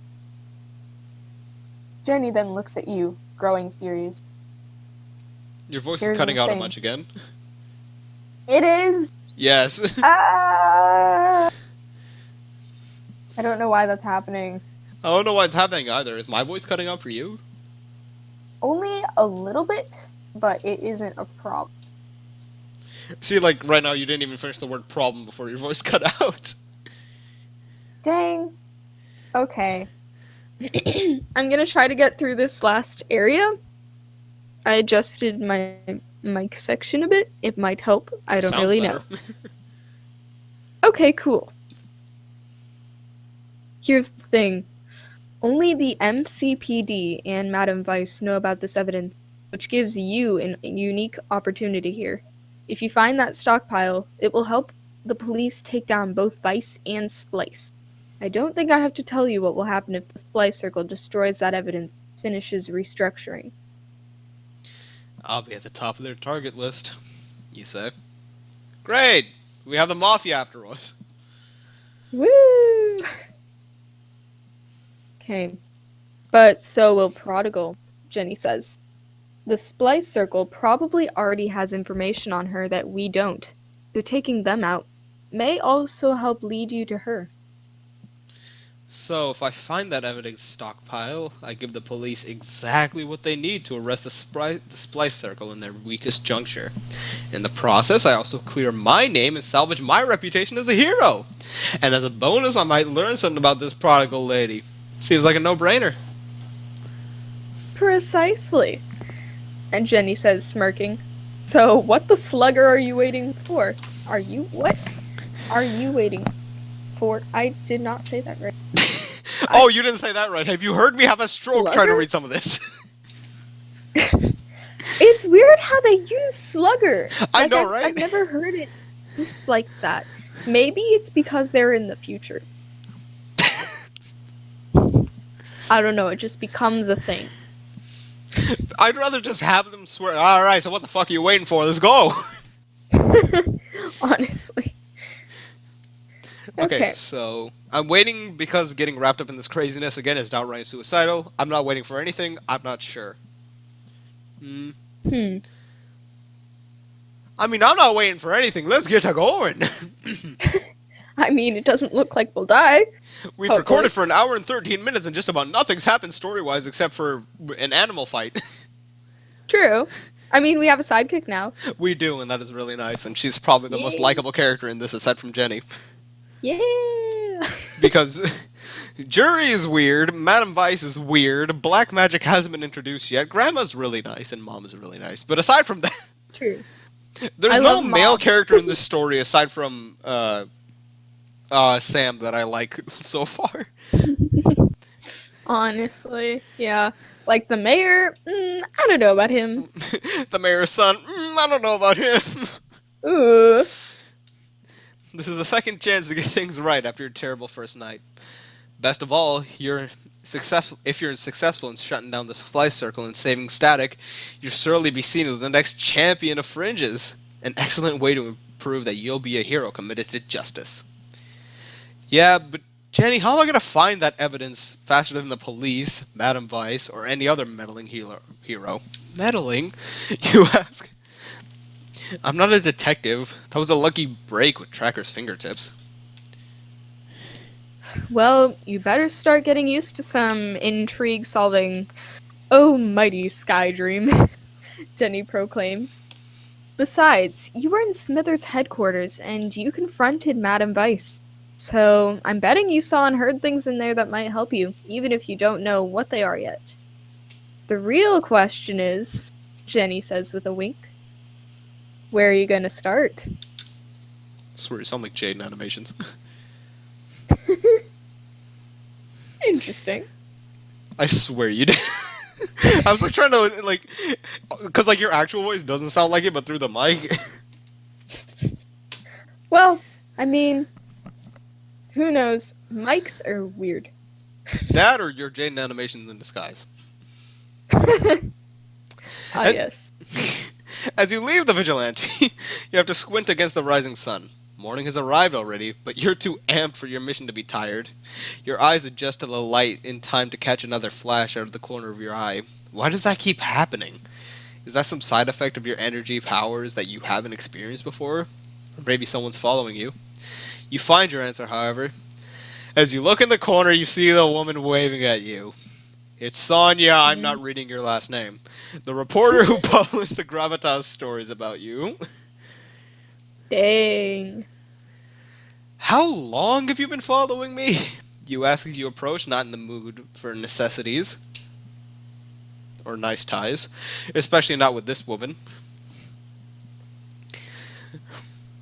Oh, how long have you been seeing splashes you can't quite spot? Sonia asks, speaking so quickly her words blur together. The irony. You only saw me now because I wanted you to, for the record. Great, and thanks so much for the glowing. Great, and thanks so much for the glowing article on the Gravitas case. I really enjoyed that. I don't create the facts, I report them. You bitch. Sonia says Not you, not you. You're fine. Okay. If you want a good story, do better next time. Sonia's eyeballs suddenly flash bright. Great, we're getting flashed by a lady in the middle of the street.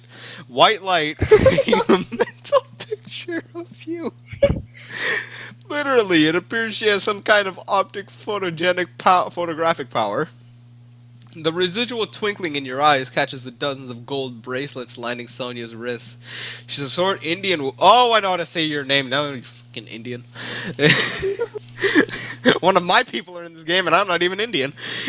People with two thick braids of hair tied into a bun, wearing shade upon indiscriminable shade of black.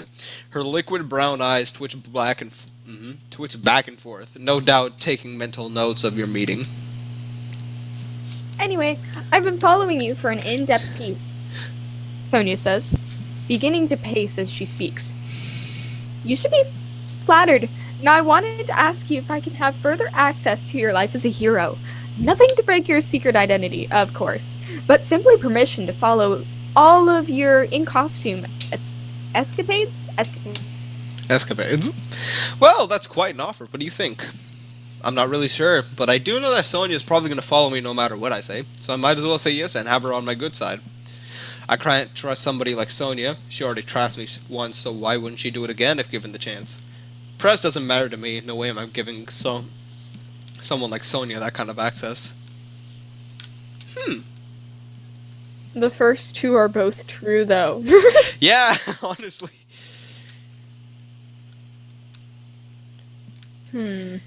And like, with how he's been talking, yeah, press matters to you, dude. You've been depressed for 2 weeks.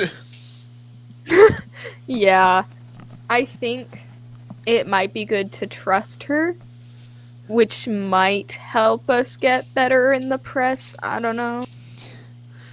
I mean, it might, and I It's don't a mind. possibility. Sure, we'll Okay. roll with it. What's the worst that could happen? I say is that's probably gonna Uh-huh. like get us killed. Fine. Fine. But there will be conditions as to. An excellent choice. Sonia cuts you off. I'll give you a heads up before the article comes out as a courtesy, but you won't be seeing me again. Before you can respond, there's another bright white flash. I thought she was Indian, not white.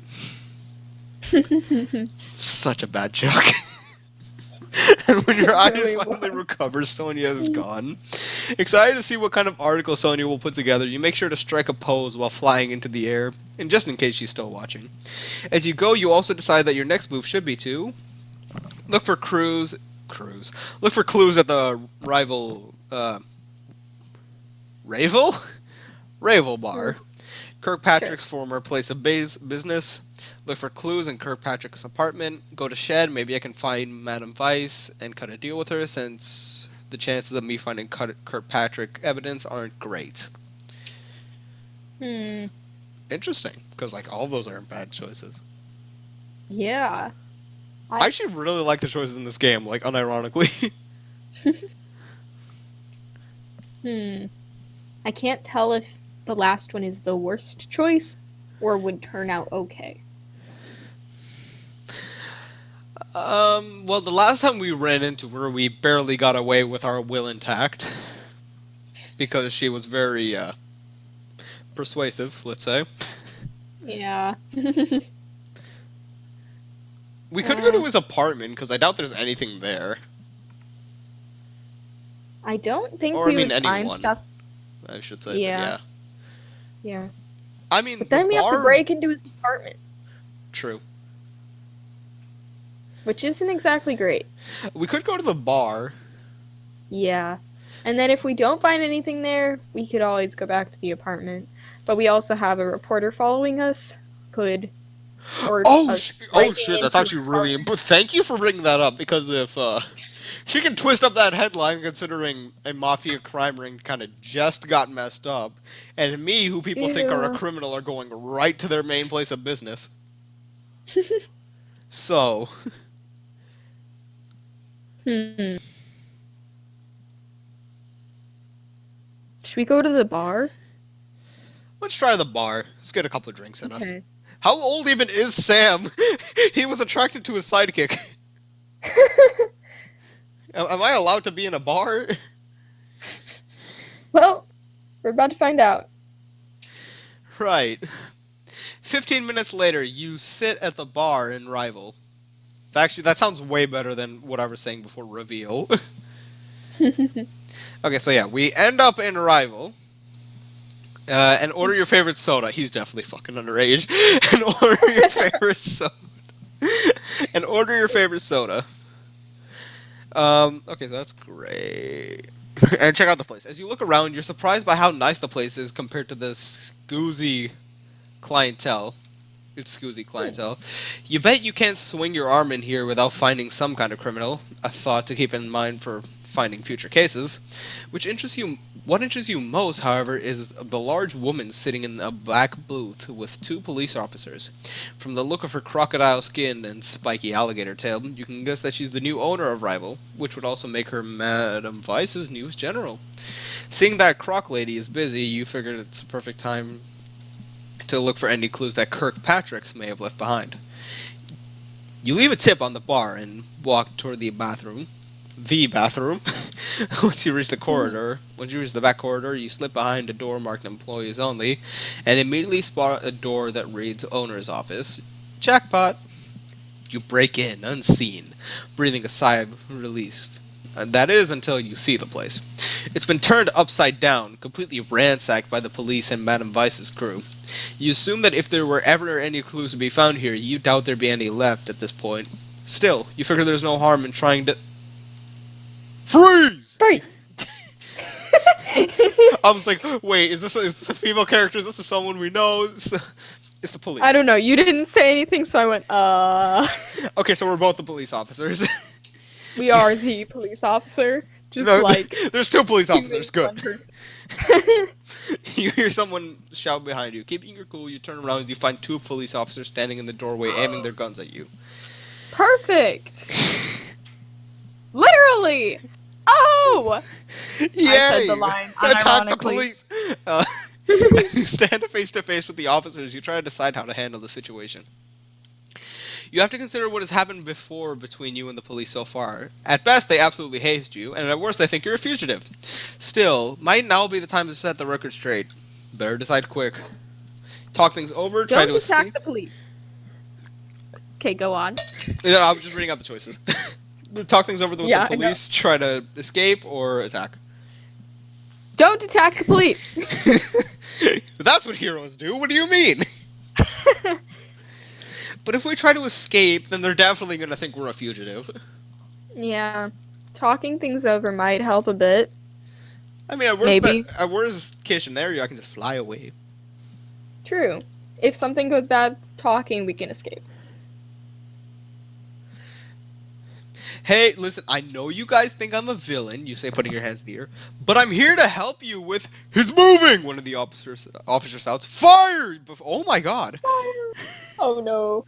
Before you react, you feel an electric taser blast jolts your body and your vision goes black. Looks like the police were itching for an excuse to take you down no matter what you did. Maybe we should have ran away. That was a bad choice. Dang.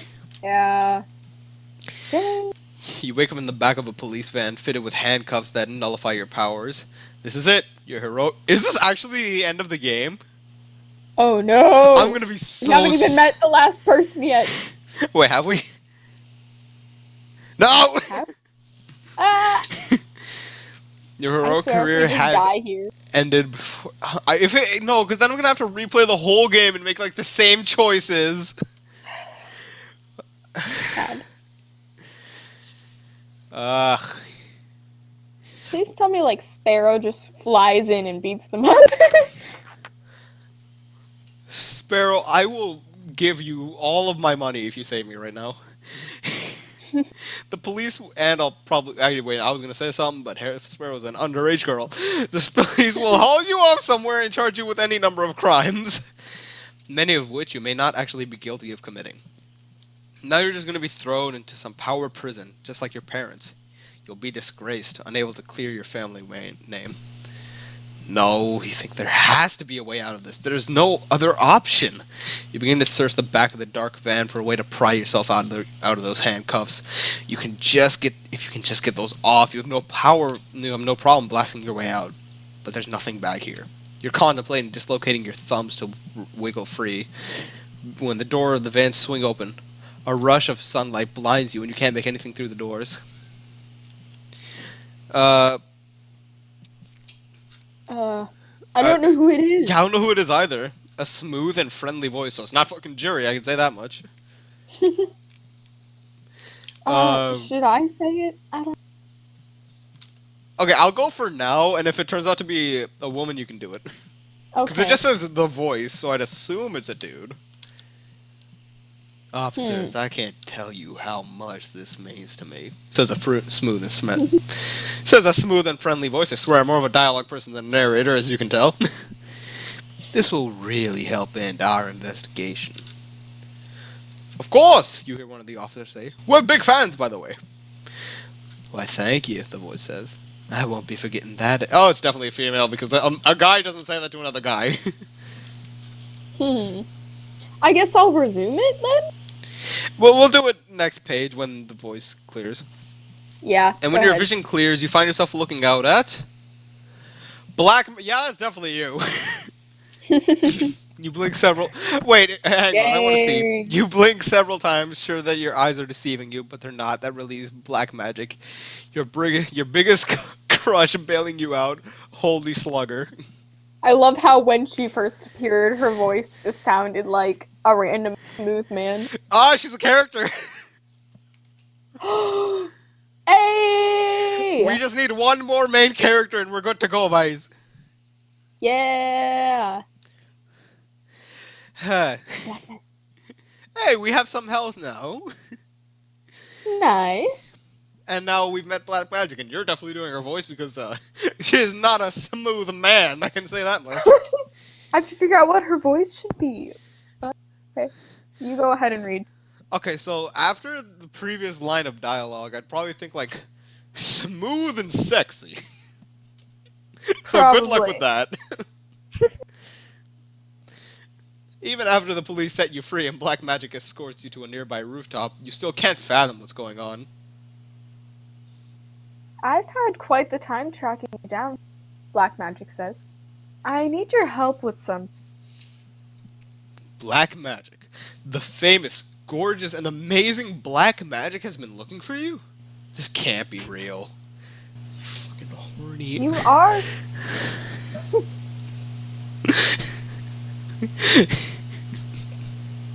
You are Skydream, aren't you? Black Magic asks, looking concerned. You still get a thrill when anyone says your code name, but hearing Black Magic say it sends a shock through your whole body.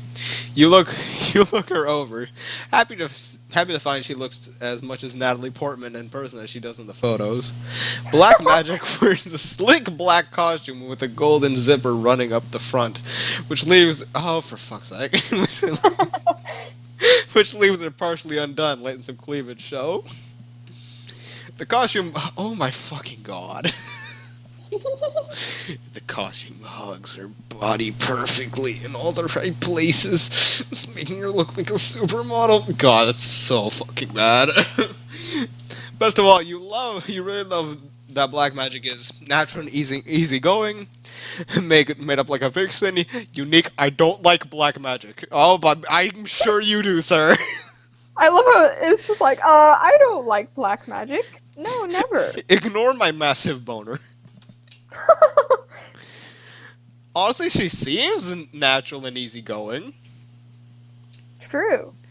Because she doesn't seem very, like, ha, I'm better than you, peasant. I'm just using for this case. Yeah. So, natural and easygoing it is. Yeah. Hey. I hope... Is there more horny dialogue? Black Magic has an Yeah, effortless possibly. beauty. She looks like the kind of girl who can eat whatever and always look impossibly perfect rolling out of bed in the morning. Most of all, Black Magic looks free, like she can do anything she wants. The kind of free that could probably get you into some real oh my fucking god. Speechless, are we? Black Magic asks, smirking. I'm not sure if I'm gonna make our other guests do this one. At least not as True. Black Magic, I should say. Yes, I'm Skydream. You say snapping out of it. Why exactly do you need me? God, I don't know how to voice him like that. Well, I heard you were the hero who helped with the Gravitas X investigation. Black Magic says, coming closer to you. Hold on. Black Magic whips around and mutters, Gynair what? Gynair Scurryob. Excuse me? Gynair Scurryob.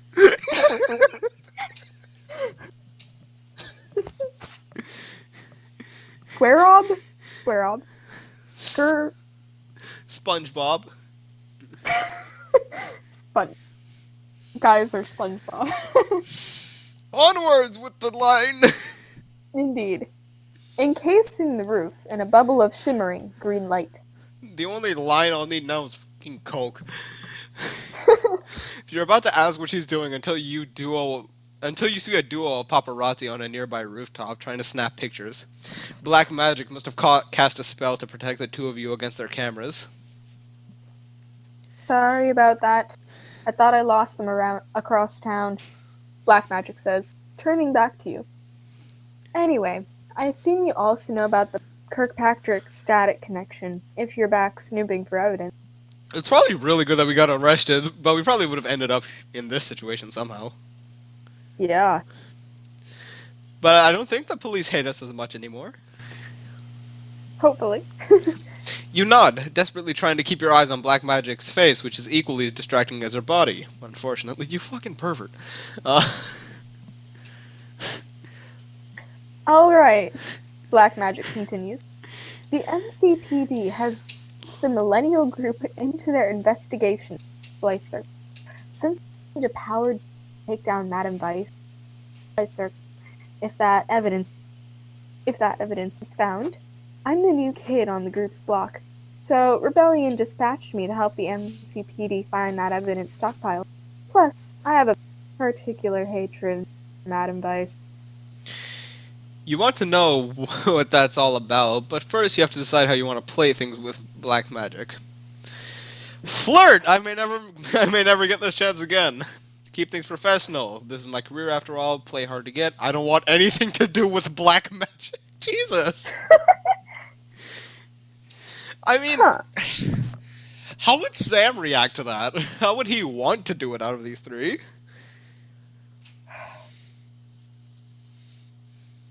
I don't think he would keep things professional, sadly. Horny hours are here. Mind you, we're 4 hours into this game. We've barely gotten anywhere story-wise, but it's so much fun. Honestly. Okay. Do we want to flirt or play hard to get? Which would Sam do? Which one, Sam? Sam. The only women I've seen him around are his grandma, Sparrow, and Jenny. One of those is his grandma, the other one's gay, and the other one is 16. Yeah. Oh dear. I mean, this is his crush. Right. We're both idiots when it comes to stuff with crushes. Honestly. That's the truth. It took me a while to even realize, I'm not even gonna go into that. But, like, same. We are both pretty oblivious. Like, oh well. Let's flirt. Why? It'll be fun. Ooh, okay. Actually, hang on. I want to Here see. we go. Okay, we're gonna keep an eye on her stats. She's at 50 right now. Yeah. We Okay, flirt. let's hope that doesn't go down. 50. Okay. She doesn't hate us. Okay. Yikes. I might be able to help. You start approaching Black Magic, but it's going to cost you. I like how his voice is super high pitched until I did that. It just goes all the way down. As you get close, you realize Black Magic smells exactly as good. Ew, we're not talking about people's smells. You're probably gonna fucking talk about her feet next. As you get close, you realize Black Magic smells exactly as good as you thought she would. Your heart threatens to explode in your chest. Oh yeah? Black Magic says, looking you up and down for the first time. What makes you think I just can't take... What? I can't just take anything I want from you. You lock eyes with Black Magic, letting you know you'd like to see her try. Where did this, confidence come from? I mean, I like it, but... Okay, here's me. The police let me go through Static's thing, she says, getting back to business. Mm-hmm.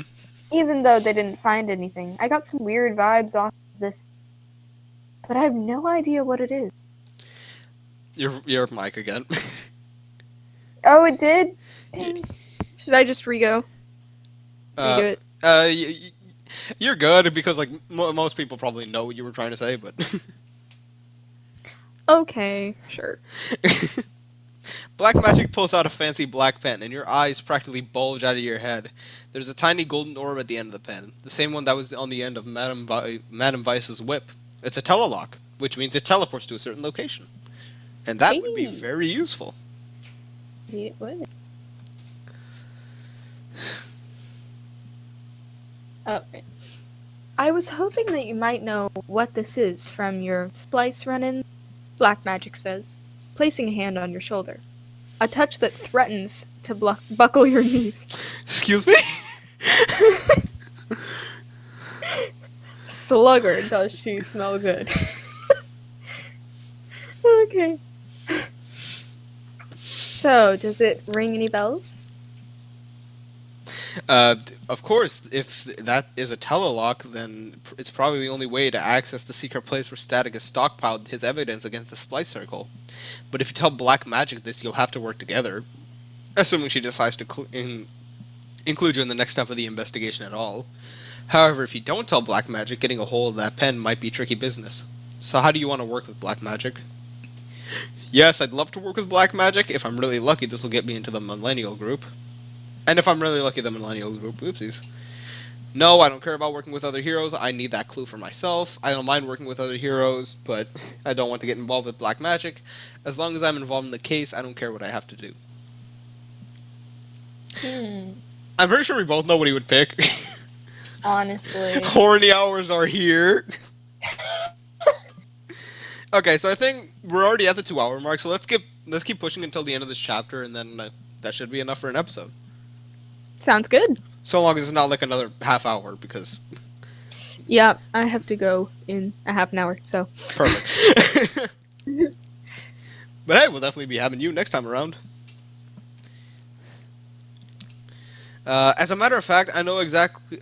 Oh, that's me. As a matter of fact, I know exactly what... Ah! Suddenly, your brain feels like it has been split open. You fall to the ground, wondering if somebody's taken an icy cold blade and plunged it directly into your temple. Oh! Uh-oh. Several images also begin to flash through... Yeah, exactly. I heard that gasp. Keep reading.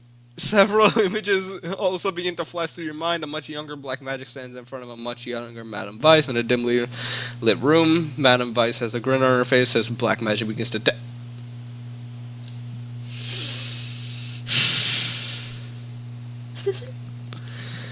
I'm the narrator, right? Mm-hmm. As Black Magic begins to dance, peeling off her costume.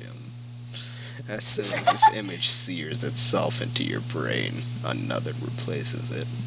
This time, you're in a bed, and Black Magic hangs over you. Her lips lightly touching your neck. As much as you like that last image, it burns so badly you think you might pass out. We're gonna ignore that and pretend it never happened. Oh my god. Okay. Wait. Okay, so that was... okay, so I thought she betrayed us. That's what my gasp was about. I was like, because I thought she, like... Me I thought she was the one who too. hurt us. Yeah. Okay. Like, yeah, but I mean, it was still just as uncomfortable to read because, duh, but... True. Keep going. The pain disappears as quickly as it came. I mean, as quickly as I came.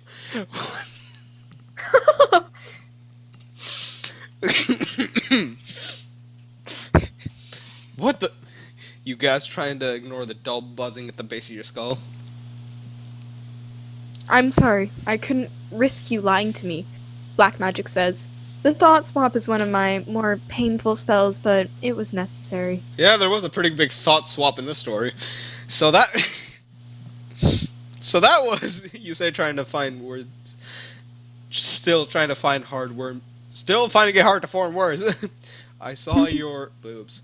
We swapped our most prominent thoughts. That's Wait, why was her most Black prominent Magic. thought that? Exactly. We swapped our most prominent thoughts, Black Magic explains. I saw your knowledge of the telelock, and you saw my memory of my first meeting Madame Vice. From the beginning of my career, I was having a hard time pushing that thought from my mind today. Why is... Yes, I've met you, now sleep with me. That's... And the other scene? That You ask... second scene. Sorry. Yeah, you're fine. That second scene was where our thoughts met, Black Magic says with a grin, eyes boring into you. I like the way your brain feels, by the way. We're in, boys, we're in! Okay, so thanks question mark. I don't invade my brain like that ever again. I like the way your brain feels too. That wasn't necessary black magic. Horny hours are here. I mean, Sam wouldn't be mean even if he didn't like it. Yeah. I shouldn't have said it like that, but hey, she likes us more though. Hey, that's kind of nice. It is. But black magic just walks across the roof, away from you. I knew that pen was emitting some kind of special energy. She continues. Telelocks are tricky things.